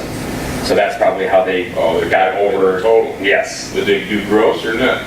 It's a good question. I hope they did net. Well, see, that's why I'm trying to make sure we should be very clear on that from now on, where we only use net. And if the zoning ordinance is net, the master plan should be net too. I think so. So I think that the 5 and 10 are looking at just the current multiple family properties are pretty reasonable, but we need to clarify that it should be based on the nets and spell out what that means. I think so. I think if we clarify net for sure. Is there a way to do the criteria based on open space and proximity to the main road? I mean, it seems like if you're going up and you have more open space and you're close to a main road, it would justify a higher density than if it's these kind of site-type condos where it's just all kind of and I think lacking the open space. That's going to be important. What I wanted to do today too was pick out of these properties, designate them either the 5 or the 10. Right. Because in terms of lot coverage, Independence Village probably has less lot coverage than some of these others where the density might be higher. So you want to segregate those out? You want to make sure 5 and 10 are separate? Well, we're gonna have separate, but like Kelly said, there needs to be some rhyme or reason to why we designate them one way or the other. So Abbey Ridge is an 8, right? Abbey Ridge. It's 8. According to this. Yeah. Tom, you already stated you don't like it. No, I drive up there all the time now because I'm doing inspections in there, and I'm telling you right now, I don't know where those people are going to park when they move in. Oh, wait for the snow. There's gonna Well, I be don't even nowhere want to talk to about that. I'm being honest about it. I mean, My point is, it's pretty high density, correct? yes, Right. it's too much for me. For what our master plan says we're trying to accomplish, But is there a it's too need to high. have even a 10? What I'm trying to get to is there Too high, even a it's reason to better. have 10? Yeah, As no, a- I don't think we could. Maybe we should set those down to, well, you don't even like 8, so I was gonna say 4 and 8. But maybe it's Well, 8 could be 3 and 6, appropriate for higher level apartments that have more open space. If they would have eliminated a whole building out of that first section that they built, and Yeah. created more, and I tried to get that, I made those comments in those previous meetings on development, that site.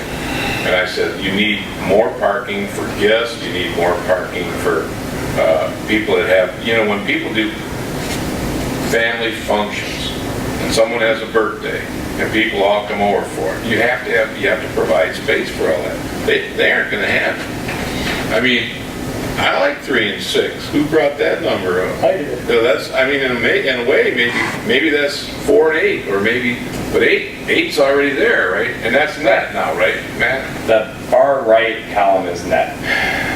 Man, that's too many for me, so maybe I do want to go down to 6.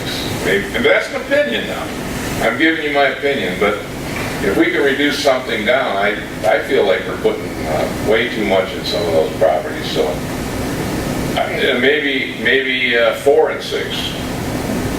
I mean, does that sound odd? I mean, 4 and 6 does sound right, 'cause, I mean, we have the duplexes. Sure. 4 would be I another. don't have a type of problem with the 4s. building. I don't have a problem with the 4s. Especially if it's Maybe the preserving 4, open space. maybe 4 and 6 is a number we want to think about. I'm just talking out loud now. It certainly goes to the I don't know character anybody level. else's opinion, but Right. Ed, what do you think about 4, 6, 3, 6, I'm just trying to, 8? I guess, once you go from this aspect, then we have the ordinance that controls the number of bedrooms and the number of square footage versus. it all breaks down. Right, because what's the dwelling? I mean, the dwelling, 2,000 square feet, 1,500, 3,000, Doesn't matter, it's land coverage at Right, that point. right, right. You could have 3,000 square feet with 3 bedrooms.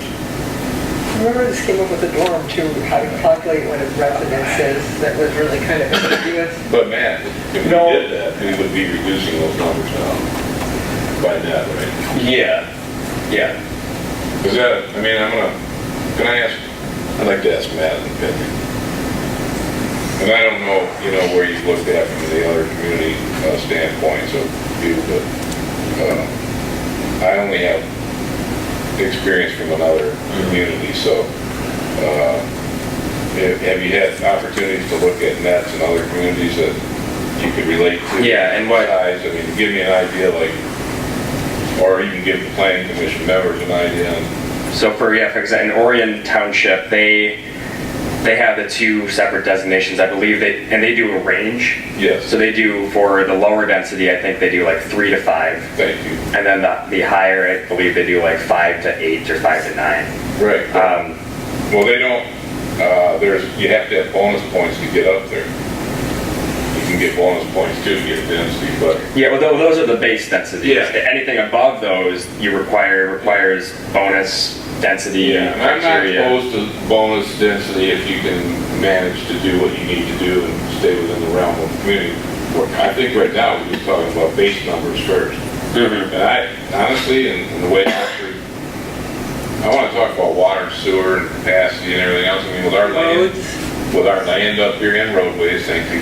I mean, I think 6 is a pretty good number maybe to start us at.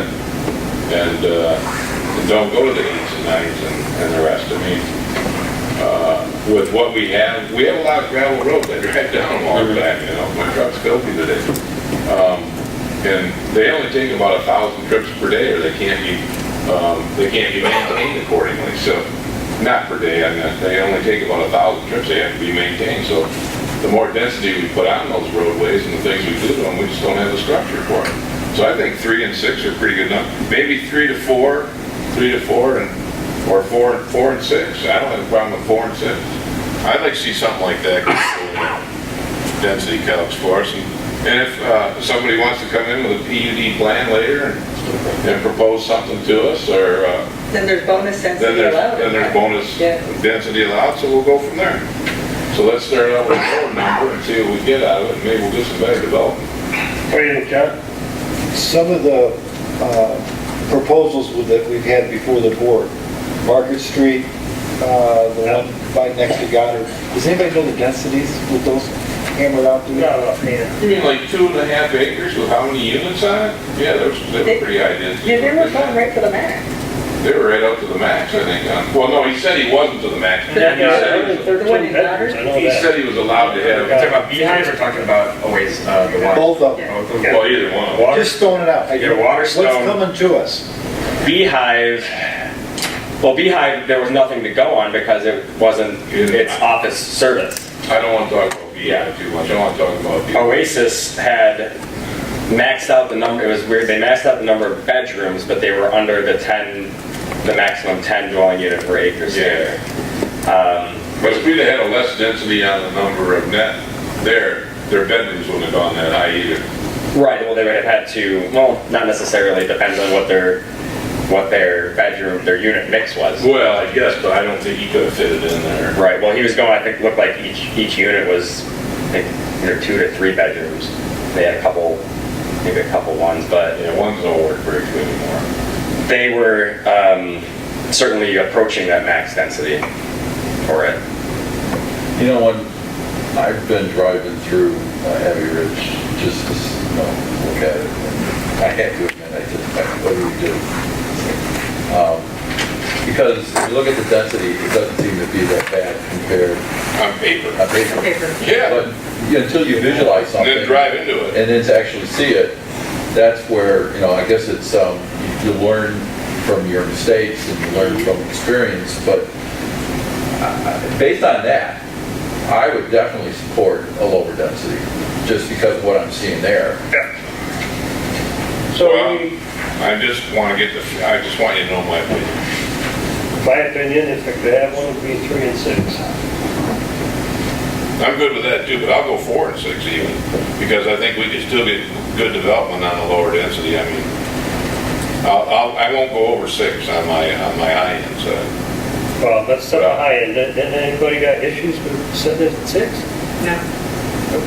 No? Let's do that. Okay, then the The next high one. end 6. Yeah. Yeah. And Well, then low is either people 3 go or with 4. 3?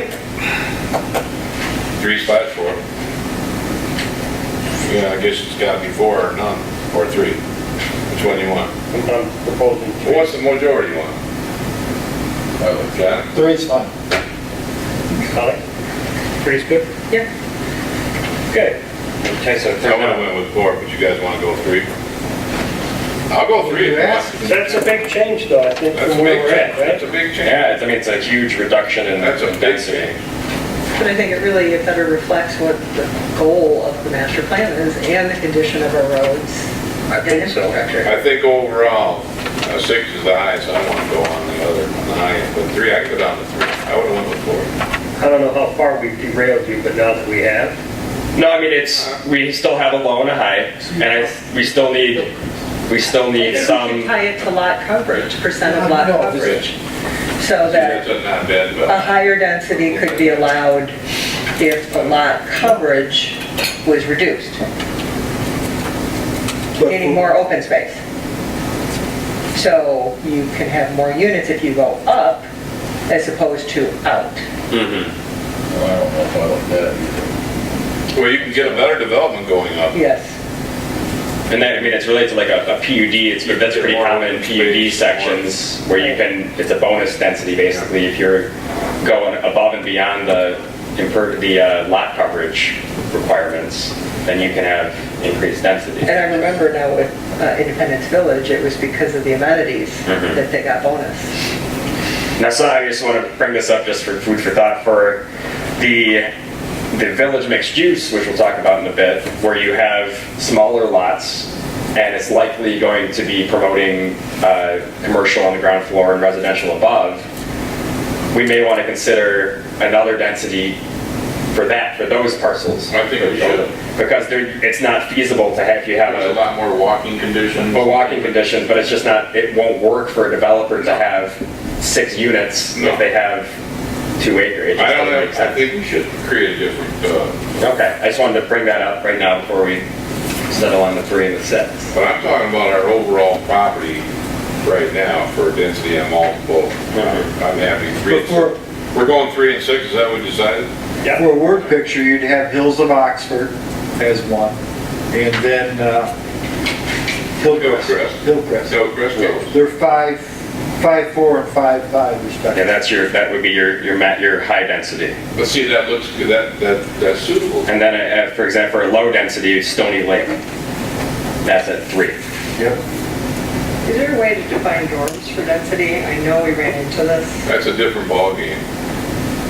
I mean, you can put it in an individual slot. It's like how many bedrooms equals if it's like a 1 kitchen type thing, how many bedrooms equals a housing unit, like 3 bedrooms would equal a residential unit? I just know we've run into that. I see it coming again. Well, you're dealing with code issues too, so you gotta be careful, but, How do other communities do that? I can't speak to it, I just don't know, have that experience and how they define. Because you weren't here when that came up, there was a dorm that was proposed, and there was all kinds of really strange ways to calculate what it equated to in terms of residential units for the zoning.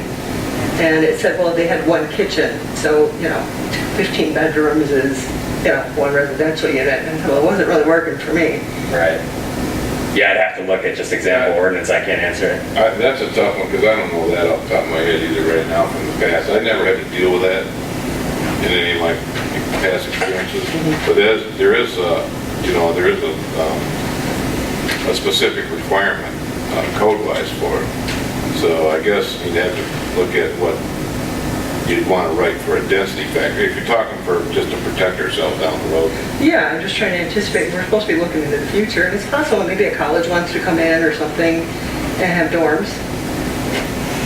I think I'd have to visit something from a neighboring community like Rochester Hills, Yeah. or the stuff they have over there with Oakland U and stuff like that. I don't know.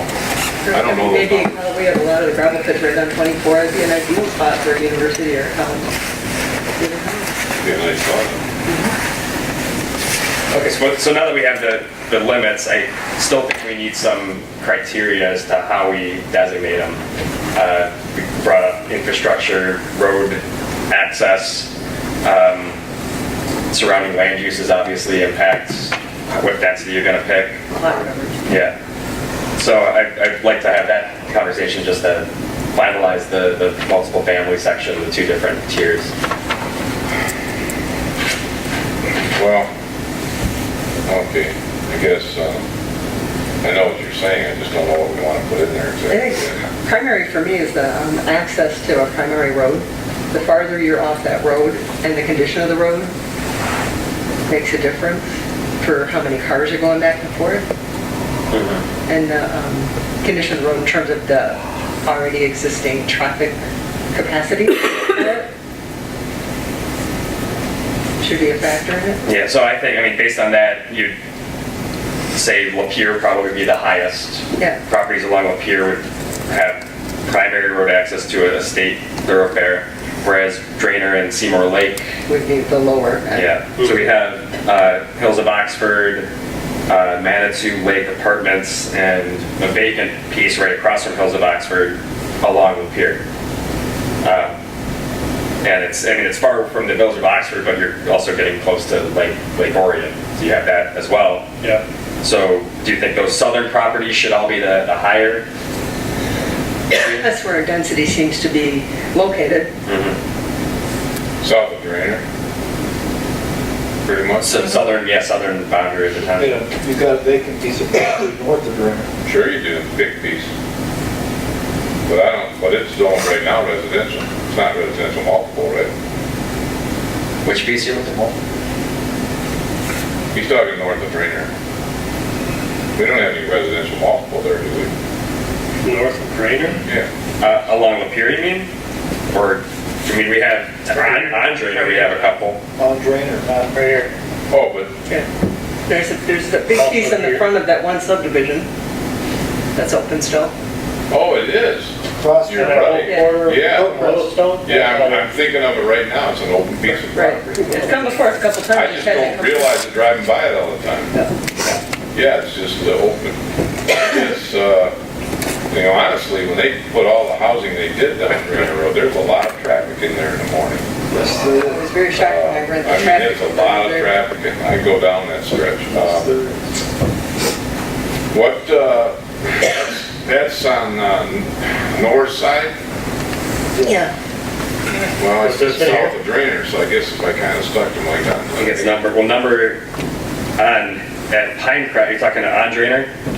Yeah, it's actually right on Drainer. We have number 8 is Pinecrest, but that's only a small portion of that parcel. That's it, And then 9 is completely vacant. right. Yeah. So we have 2 fairly large properties that, if I were to make a recommendation, it would be the lower tier for those 2. I'd say lower tier too, because right now that roadway, I mean, as far as I'm concerned, Drainer Road doesn't really have, It's already over capacity or very close. it doesn't really have what it needs to get the traffic through there sometimes now, so, and the passing lanes and turn lanes and stuff, it's just not real adequate down through there. You gotta put your brakes on quite often. Why can't you just stipulate anything off of Lapeer Road is lower tier? Well, you haven't mentioned the road yet where you put the higher tier yet off of, other than 24. Well, I think we have a couple of existing properties that we have to take into consideration, like 7 and 11, which they're existing and they're pretty high density, and they're also very small parcels. So we have to think the feasibility of it. You know, if you have this number 7, which is how big? 3.6. You would be, if you do the low density, you'd basically be restricting that parcel to about 10 units. Now, is the piece that's Yeah, I don't wanna on do that. Oxford Road multi as well? At the Helene? This here? Yeah, Yeah, that's multiple. as an overlay? That's a pretty tiny piece too. That's pretty isn't it? big though, when you, it's not that little. It is not Because it conjoins with the, But remember when the village tried to come in and do that combination it's of, split. Yeah, and they had it pretty well, it was pretty nice looking development with that, I remember that. Remember those little townhouses they wanted to build in there? I didn't have a problem with that. What That do you was pretty think, dense. what do you think the density that was? was pretty dense, as dense as, Abbey Ridge. No, it was never as dense as There Abbey was two Ridge. components, one was centered than the other. Remember the. Well, village one had- plan they brought together, combined the village and township together, and they had to work out, like, oh, what do you do for garbage and all this other stuff. I remember the whole development at the time, but it wasn't that dense. It was a nice looking plan when they got it all done. Well, we've got- I don't even remember the name of it, that was years ago. Light industrial right across the street from that though, and then a subdivision. Yeah, you got like, Right behind it. there you go. That. You got Willow Lake. I guess, what tier do you want to put on there? I think we should look at the village. If the village has changed what they're putting there. Oh, they are? Yeah, they've kind of updated and changed that whole area, and I think they have a mixed use thing going on there right now. Maybe we should just, for that one spot, look and see what the village is doing so we can coordinate with it. Well, you know how they took Lakeville Road and then they made you go down like Oxford Road to turn into the old Lakeville Road? And then they built single-family homes back in there, right? Yeah. That's not very dense from the village point of view, and that would be adjacent to that piece. Single-family homes, so if we put a low tier in there, I don't know if I want to put a low tier on that one. The traffic there is terrible. Beehive's looking at that. Yeah, right next to Mount Intra. Oh, they are? They'll come right up into the middle of the parking lot up and down the back. What's their, what was their density last time? I don't remember. I think it might be better because there's less traffic. In terms of peak times, there'd be less traffic. Chief, you're saying they're looking at this side or this side? The west side. The west side, okay. Coming from the middle of the parking lot of the factory, up Yeah. fast, all the way down to the Holland Trail. parking track. It's like 12 acres there all together. Wow. So maybe that we can go on. So we're still looking at putting like 5 20-unit buildings in there, plus some townhouses on the end of that. You mean the 6? Yeah. I'm okay with a 6 on that. For number 4, is that? Yeah. That, the piece right there on Oxford Road? Yeah. You realize the traffic is so bad that there are times of the day you cannot get through there. It's literally blocked. It's blocked. You can't get in or out. Well, it's adjacent to a village street, maybe they can get it cut through on one. Oh, geez, no. They're already, the village residents had wanted us to stop the density. They've shouted to stop the density. Well, it's gonna abut that commercial property out there on M24, that red piece. So, I guess you're saying, I'm saying you have to factor how bad the traffic you is. think, when the you buses wanna come tear by. that down to a 3 on that? Yeah, they can something to deal with. I'm okay with it. I know what she's saying, because I drive up and down Oxford Road to Willow Lake all the time, too. And then there's something you right onto the village street where you can't get out. That's getting Oh, yeah, all the way to that's kind of 24. disturbing for me. Who stops there? Well, I do, because it says it's the I do stop sign. too. Follow the traffic sometimes. Yeah, they blow through About there. 323 Yeah, now. I know. It's getting back up past the post office. Well, I don't want to tear both those down to 3. I don't want to do that. But that's my talk again. I'm kind of okay with what's up there and what it's against. Well, from this little. And if they came in with a PUD and did some open space, then I wouldn't have a problem if they gave it a 6 for density and put a proper development in there. But you're affecting the people to the north and the northeast, who that's our only way out other than railroad. Oh, I get you Where the now. gravel company blocks and the high school traffic blocks that way, and you have to wait for 2 to 3 lights sometimes to get out. Now, we're going to increase density on that. You can't get to town. It is There's your no only other way I around. did it. How many acres is that parcel for? No, that's, 14. No, number 4. Oh, no. oh, that's smaller. Oh, yeah, it's, let's see. No, I have 14 acres, gross acres. Can't be. That's about 14. Really? Yep. Man, it doesn't look like it when I go by it. That's the one you're discussing right now, isn't it? Yeah. 14 acres. Oh, because it goes a lot deeper than you probably see from the road. Right, it's a So- little bit late. To give you an idea, Pinecrest is at 13.3, they have 30 units, and their density is 2.8. So give it a 3. 3. I'll give it a 3, then I'm good. But remember that Pinecrest is also clustered on a very small portion of a parcel. On that.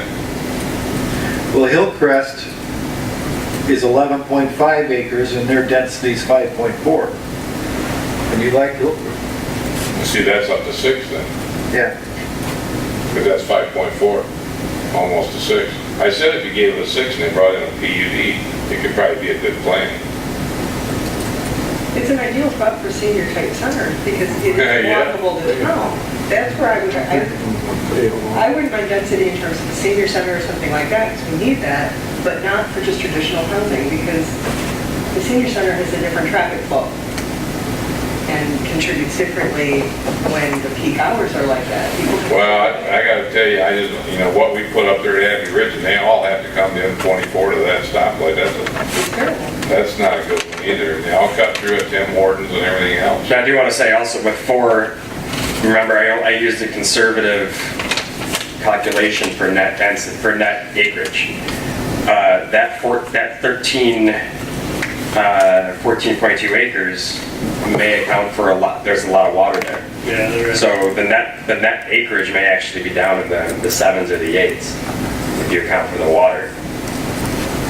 By giving them a what? If we You give them a 6. If we give them a 6? I'm just thinking in terms So of net property, yeah. the net use of the property would probably get down to about a 4. If you're looking at the higher the 6 dwelling units per acre calculation, and if we say that there's 7 actual buildable acres on that parcel, you're looking at about 42 units for the higher density compared to 21 for the lower. I'm still 3. Yeah. I'll go 3. Okay, 4. You know why? Because when you started talking the number of things, and I'm thinking 7 trips per household, and I'm thinking 42 times 7, 280, 300 plus trips in and out of there a day on that road, and at that point of where that stop sign is and everything. Like he said, if that stop sign was gone and the roadway was a little bit different configuration, they'd have to put in some accel and decel there just to get in and out of there. Right. And that's going to be hard to do on that property anyway, right there. Ed and So John, cool with 3? Absolutely. I'm good with 3. All right, it's 3. Okay. Now what about 5 and 6? We have Where's 5? 5, sorry, to the west of the village on Lake. Here. Yeah, those 2 properties there. I'm struggling to understand what those are. One's condos, correct? 5 is Oxford Oaks condos. 6, I believe, is just, based on aerial images, it looked like there was just one single family house there. So we can consider it just for the sake of this, or this. Well, that's analysis. your neighborhood. What, is that what he's talking about? 6 is my condos, but to the west of it there, that's solid, that's all Tamek's up, there is no vacant lots. Well, yeah, what are you talking about? I don't get that one. That's That's why I'm looking at Pete. That's where he lives. at the corner, at the north. Is that stuff next to the cemetery in the township? No, it's that one row of condos, right? Yeah, it looks like, I think the cemetery is the blue. Pete, you know where the cemetery is and that vacant land next to it? There's, Yeah. Is that in the township? There's 2 sets. what vacant land? Well, you know when you first go to, you know how they have the trail across The Burdick? trail? Burdick, you know, next to the ice cream There's a store? house, And then there's the one house in there, and then that vacant strip, and there's a piece of property right kind of down the hill next to the cemetery. that one house, which is right next to the road, it's Yeah. got that property behind it. Yeah. Most of that piece of property is all swamp, which is unbuildable It's anyway. all swamp. Right, so there's only room for, well, actually, there's 2 houses since. Well, there is a piece that is vacant, is that township? There is no vacant property, there's 2 It's houses. not vacant, there's a single family house there. 2 family There's houses. 2 houses on the property. Yeah, one's down the hill and one's up by the road. Right. And that's the property we're talking about. Yeah, the rest of it is all swamp, so you can't do anything more to it anyhow. Well, hell, I don't know. And back in those areas, I would still think that'd be low too. Yeah, well, this property was just carried over, the future land use designation was carried over. Oh, well, then give it a 3 then. 3. 3. Okay. Yeah, and then we're gonna go further to the west now, right? What's 5? What can you build on 5? I'm looking at 5 I have is Oxford Oaks, That's already built up. which is, 5, which is it. Done. 4.3, which then would designate be the higher one. But you could also, I mean, you could designate it a lower density if you want. 30 ton. You got 30 units there with a Yeah, but net. it's good, it's done. It's done. Yeah, there's no vacant property. Okay. I don't even, you just leave it the way it is. Okay. Stony Lake is done, and that's, Yep.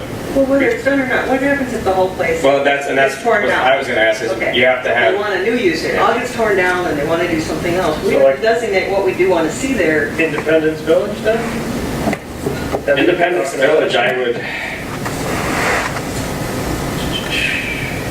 would leave it as, my opinion is leave it as the higher. I would because of the use classification. Well, just, I mean, based on the It's multiple Waterstone of being more of a high-density subdivision to start with. What is it down there, John? What's it called, Village of Waterstone? Yeah, it's up on top. Independence, second one down. 12-3. It's 12-3 now, it's It's a six. And they're on 14 acres. That'd be a 6 then, right? Yep. Yeah, Okay. yeah. And then Stony Lake, which is now at 3. Would you want to increase? No, because that's the duplexes. Right, well, and there are, I mean, There's a couple. you look at them, you look at Stony Lake, and it is high density if you drive through it. Yeah. And it's at 3 right now. I would personally leave it at 3. Yeah, leave it at 3. Yeah. I like that idea. Now that we're up there, when we've got that red zone in between those two, Yeah. that's the, No, did we really designate that future for? No, we didn't. move- No, we left it, We left that blank because of we the, left the commercial. That was all part of the original watershed. When you're on 24 and you look down, that's all visible, and the whole idea was you could see from that to Tim Hortons and all that, you can see all the way across. It was supposed to be a barber shop and an ice cream shop and a laundromat. Yeah. And I went and dug out the original CAD plan, and it has it all in there, what that's all supposed to be. So even though it looks strange, when you look at it from an aerial, and when you stand there or drive it, it makes sense that that little bit of commercial is there. But does it make sense now for us for the next 10 years? But it makes more sense than anything other than a residential. I mean, if it went back to a residential, That's what I'm saying, why we... I personally think that red area, and I don't even know if we should do it now just because of the recent application. I don't think you should do it right now. But if you had to do it, I think that area is, We did it. well, I think, yeah, well, if you had to change, just speaking out loud, that is a perfect area, I think, for the mixed use. right. Because you want to make it flexible. Right now, it hasn't been developed because it's purely commercial and the demand isn't there. Mixed use, you open it up to potentially a combination of uses. If the market's right, you can have some multiple family residential. I don't know if the time is right to do it. No, exactly. I think that there could be legal issues if we go and, They come back Yeah. and it's legally, I think. so I'm not an attorney, but I would recommend leaving it for Leave it now. where it is right now. Okay. But So does that future covers record. all the mixed? I think I think we're okay, and I want, Sorry. no, and I'll add some text in there about, why we have a 3 and 6, because it depends on infrastructure, surrounding land uses, transportation access, just so we have some guide to go off of. Okay. Yeah, access management, it's all about that.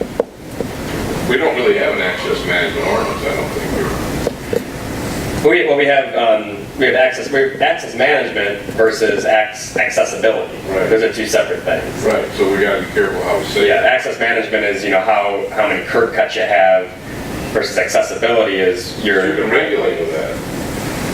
Yeah. Yeah. We can have standards for best management practices and access management versus accessibility being able to be accessed off of primary thoroughfare. We can't get into that right now. No, they're separate, yeah. But I think accessibility is important here. But that's good discussion there. And then the village mixed use, which the analysis isn't as in-depth for this one. I just highlighted two, and it's the next map, Mr. Chairman. That'll work out, it's a tough topic. Yeah. I forget presentation I'm in. So the village mixed use, the description of it, I added is that it's supposed to support the village's traditional mixture of uses by promoting a mixture of compatible neighborhood scale commercial, office, and residential land uses. The intent is to allow for both a horizontal mix of uses, meaning different uses, different types of uses in different buildings, and vertical mix of uses, which is, for example, commercial on the first floor and residential above. So mix of uses in the same building. So in the case of vertical mixed use, neighborhood commercial and office uses should be promoted on the first floor with residential above to facilitate an active street front. Residential density should not exceed 10 units per acre, and design guidelines should be developed and incorporated to ensure an attractive transition from commercial to single-family areas. Are we changing the 10 to 6 then? Well, that's a question is, again, I think that in these mixed-use areas, it makes sense to go a little higher in density because the lots are smaller, and you do want to promote a good mix of uses. So to restrict it to that 6 dwelling units per acre, if you have a 1 acre site, you can only get 6 units in there. I think a more appropriate thing would be to have height restriction limits. That's what I want to bring up. Yeah, so that in itself will limit how much density you have. That's what I think, if you do height. Yeah. So which one do you do first? I mean, you still have to do the zoning. Can you do part height first. and minimum square foot for a residential unit? Yeah, and we do, I mean, we I have, hate to see efficiencies going. What? yeah. I mean, For some of these areas. It's after 9 o'clock. Let it go. What is our height restriction? Our height restriction in, we'll use multiple family for a reference.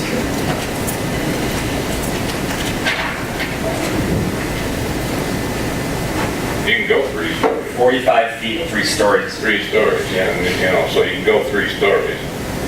So I guess if you wanted to put in a height restriction and give them greater density, I don't have, you know. Where's the village's restrictions? I don't know. Well, I was at a village planning commission meeting where they were trying to sell 800 square foot housing, units type stuff. And I didn't think that was average for the area. I thought it was unusually small. Very small. 800 square foot is normal for apartments. You can't, all these kids, people don't want a 1,000 foot or 1,200 foot apartment. They'll go for a 300 square foot or 500 square foot apartment every day of the week. Yeah. We're talking young couples that are starting out, and they can't afford to live in 1,800 to 2,000 square foot. No, we're trying to give it greater density. Are we trying to compete with the village? I think we Let the should village limit, have the density. and I think we should limit the height. Well, I don't think it has to be viewed in that sense of village versus township, but more of a transition. Yeah, that's what it is. Yeah. So I don't think there's, by allowing some higher density closer to the village, I don't think it's in competition with it, but it actually, it benefits the village in the fact that you can have more people living close to it, and it benefits the township in that you're promoting a mix of uses, more tax base. So, Walkable and all that. exactly. So I think, Matt, what you're saying right now is that if we give it density with a height requirement, restriction, then we're probably covering both bases, right?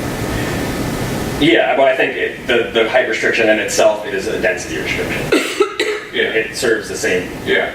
purpose. It may not be a direct purpose, but it's an indirect effect. So what density are you saying to put on that right now? I think we either need to do the higher at 6 or even higher up to 10, which is what we permit in the zoning ordinance currently. But that includes that use plus whatever else is going on that piece?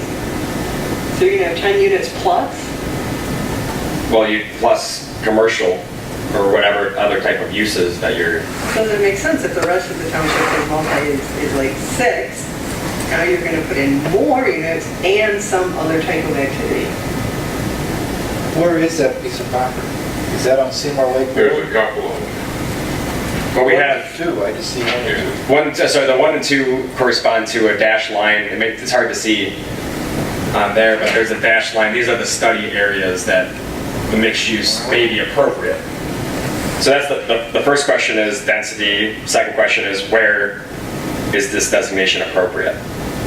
I don't think an 8's bad. Yeah, you can go in the middle, like 8. I'd fall with an 8 on it. I'd be okay with that if everybody else is. And then with the height requirement, that restricts them anyway. But you also, Kelly, just to touch upon your issue again, if it is a mixed use, you're also taking 1 story away from Yeah, residential. that's what I mean. The height requirement restricts the use. So if you give them an 8 and then they want to come in with commercial on the first level, they're going to be restricted on how It high doesn't they. restrict it, it just makes the units smaller. When Have you been to I'm Hawaii? Hawaii, yes, I have. When the buildings just get They- shorter they- stories to get more in, I perceive this, you're just I- gonna get I- smaller units I have been. 8 dwellings on top of a... on top of something. I think we're trying. They can't do that if we restrict height, so I mean, What happens if you have a hotel?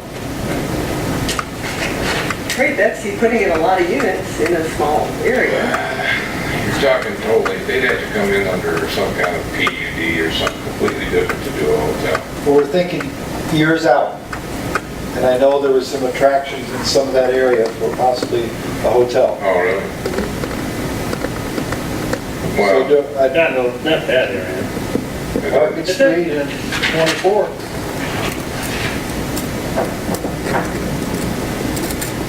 I think hotel. Good tax base. It's not a bad area for a hotel. For where it is. Just ask the question. Right, it's not a bad area. But they do a PUD to do it. Okay. Wouldn't they, Matt? I mean, how else could they do it? For a hotel? Yeah.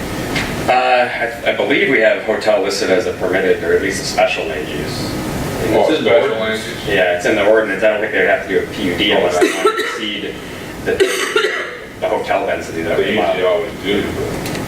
I think if we're doing mixed use, it makes sense for a hotel to be included in this district. I know when we did that Spring Hill down in Orion, they came in with a PUD and they went 4 stories on that. So I guess before we do density, let's focus on the areas that should be considered here. I did north and south of the village, only along Lapeer.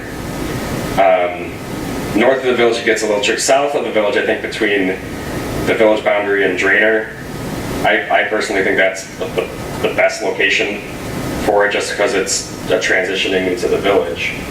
The north area gets just a little tricky. We do have Waterstone and the shops along Market Street there that may justify some mixed use. And then further north, I included it just for conversation, but we can cut it short a little further south if we'd like. Yeah, but you know, when Aragona came in with that property on Market Street anyway, where Tim Hortons and everything is, he wanted a village look there. He had plans similar to what they did in Rochester Hills over on Walton Boulevard, right near Adams. And Aragona proposed the whole village look concept, and we were all about it. Of course, then everything kind of fell apart, you know, with the restaurant not making it the first go-around, second go-around, and all the other stuff. And then Tim Hortons sat there, and then Bo Ricks, and the rest kind of all fell in, and now the pet. So, I mean, it just took forever to try and even get occupancy with anybody in there for tenants. And then that whole idea was supposed to be a little village atmosphere look in there, and I was all about it. I said, that's perfect. That's a transition that works great, you know. So, yeah, I'm with you on that. I think as long as we transition through there up to Market. I'm good with it. You know, you got Cossack's piece, Joe Cossack there, that family, the Cossack family owns that one whole parcel that they struggled with for so long with MDOT trying to figure out how to get in and out of there. Well, then they resolved a way to get in and out of it, and then they never developed it. That's where we looked at the coal site. We had coals going in there and some other stuff, and we were gonna put a pretty good looking picture together with, well, at least I thought it was pretty good at the time. So isn't he meeting with you guys next week? Cossack? Yeah. Well, see, I don't know all that. Is that a pre-application meeting? It was a brainstorming meeting. That's what, No, it's a brainstorming meeting of some kind. oh, it is? Deanna, do you have any thoughts on that? You know anything about Cossack coming in with a meeting? Me? No, Deanna. We're looking at Yeah. Deanna. You don't, do you? Okay, that's good kind. All right, where are we at with this question? Yeah, well, just justifying the boundaries. One area, what about this area in front of, I highlighted in front of Meyer, and the only reason I did that is because a recent trend is having these big box stores sell off some frontage property and selling them as outlots. Yeah. You mean like the bank? Yeah, like the bank, They but did, the bank was an outlaw. yeah. Chase Bank. So if there are new outlots, what type of development do we want to see there? Boy, I don't know. You think there's room for another couple more outlots in there? It's a good question. It'd be up Sketchy to me. No, the only outlots that could possibly be added is where the overflow parking, the banked parking is. And that'd be to the east of the bank now. Yeah. That's where the overflow parking is proposed. Right, south of Myers, east of. Yeah, east of the bank and south of Myers. Bank. So, Matt, let's go back on let's determine the values for those village village combined mixed uses. Let's get back into that. Did we establish numbers for that or not? Callie was Let's saying get you've got a commercial on floor 1 and floor 2 and floor 3 have 4 apartments, right? So, yeah. If it was an 8? Well, I mean, if our highest multi is 6, why would we go higher than our highest multi use? Because it's going to allow 6 plus building, so 6 plus another use. Right. I'm just not trying, I'm trying to fathom in my head why it would be more dense Then than, They're going to be smaller units. I think they're going to be smaller units with the idea of, who's gonna be there and the walking capacity. But that's exactly it, is that And they're, I think you should go to at least an 8. it's intended, you know, the empty nesters and Yeah. young professionals who may be Work- single work- or just 2 people living in these more urban developments and environments, and they don't need to have as much space as the other type of multiple family that are intended more for either empty nesters who want to have some bigger space or some small I families. think a good point is 8 with us on that. In my opinion, I'd go to 8 to that. Because Buy that then? of the nature of what they're gonna be able to put in there as a mixed use. And then height's gonna restrict them anyway. Right. That's what I would recommend is, you know, 8 or 10. Yeah, 8 minimum. Yeah. Hey, I'll go 8 8. maximum here. I'll go 8. John? Ed? I'm Not for me, They're but a name. sometimes we're gonna agree to disagree, but Well, yeah, but I mean, we gotta get a balance going on it's something. contrary to rural. No, not really. Not for where it's located. It's near the corridor, it's near the main corridors. You know? What's the maximum that the village allows? Well, I can't answer that. But shouldn't we find out? If All we're right, so you trying wanna know anyway to before we it. do that? Right, my point is, let's see what they're doing. Maybe they come up with a better cog. I'm just saying, you know, for 2 small areas in the township to allow that to happen, I don't think that we're out of whack with what, nature of how those businesses work. If you go to Ann Arbor and you go look and see how. But we're not some- Ann Arbor. No, I'm just saying what the village mixed use looks like as an analysis, you know, so, and it's being done in various communities, you know, in Royal Oak and different places where they're putting the lofts in now and all this stuff. They're not very large, they live in small areas, and they're suitable for people to walk to work. They don't even have, they might have a car, but they don't drive very much during the week, and they live and play where they're working. Good, my response to that is, most of the people who came out here, the comments I hear is, we moved away from that for a reason, and we don't want to bring it Well, to us. Well, wait, we're not gonna, I know what you're saying on the rural, and I still believe in, there's areas of the township I don't want changed either, and I always told you the northeast quadrant was one of them, but I don't think where those are located next to the villages, those are bad numbers. I think what, Oh, I'll wait until we see what the village. yeah, and I can do the research. I'll wait and see. I'll do the I'm still an research. 8. I'll do the research on the village, and I can bring some examples of mixed-use projects from, I know I drive by in, I think in Holly, there's some mixed-use, which you have rural around it and a village atmosphere. So I think, again, this rural versus urban clash, this doesn't mean that the community is going to turn into an urban community. It's just changing the form of development that we're looking at. Because, I mean, commercial could be developed here anyway. You could get a ton of commercial strip development, which is associated with a more suburban environment, versus mixing uses, having design guidelines and standards that help transition into the more urban village, but still can have a rural character to it. It doesn't have to be one versus the other. We can find a good mixture. But yeah, I'll do some research into the village. That's kind of a tough one, really, when you look at it, because I don't want to say, we don't have to duplicate what the village actually does, we do our own thing. No, it's just a good reference point to have. Yeah. You guys buy in at 6.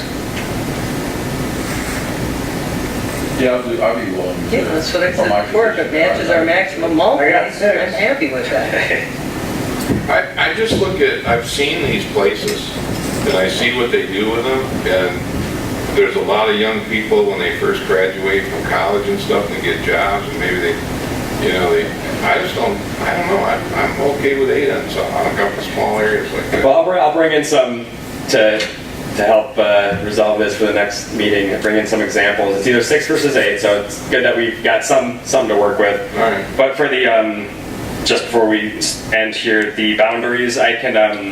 What I'm getting is take off that area in front of Meyer. Sorry. Are you guys okay with the other boundaries? The area in Waterstone going south to the Yeah, village? I'm okay with that. Okay. Yeah. I'm okay with that. At least I am, I'm talking for You're myself. talking boundaries for what? I'm okay. For this village mixed use area, Oh. the dash line that I I'm have. okay with that. Good with the area? This looks like a yes. Okay, good. Well, other than that, unless you have any other questions or comments on the plan, that's all I had. That's all I said. Next thing. All right. Any other questions in reference to that, the master plan review?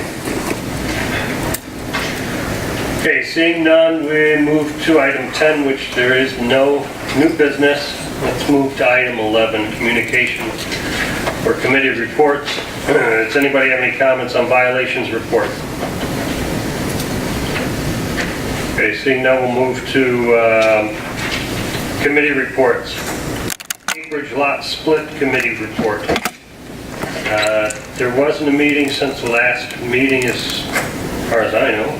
You, Mr. Berger? No, I wasn't here, but I know there wasn't a meeting. I don't know if there wasn't one. Okay, there was for EDSC, Economic Development Subcommittee. There was a meeting for that, and they went over in quite some detail the information that they're trying to put together that gives a snapshot of Oxford and why people may or may not want to develop in the Township of Oxford. The gravel inspection, there's a gravel inspection scheduled in November, I believe. Ordinance Review Subcommittee, I know you guys met this evening. Yes, we did.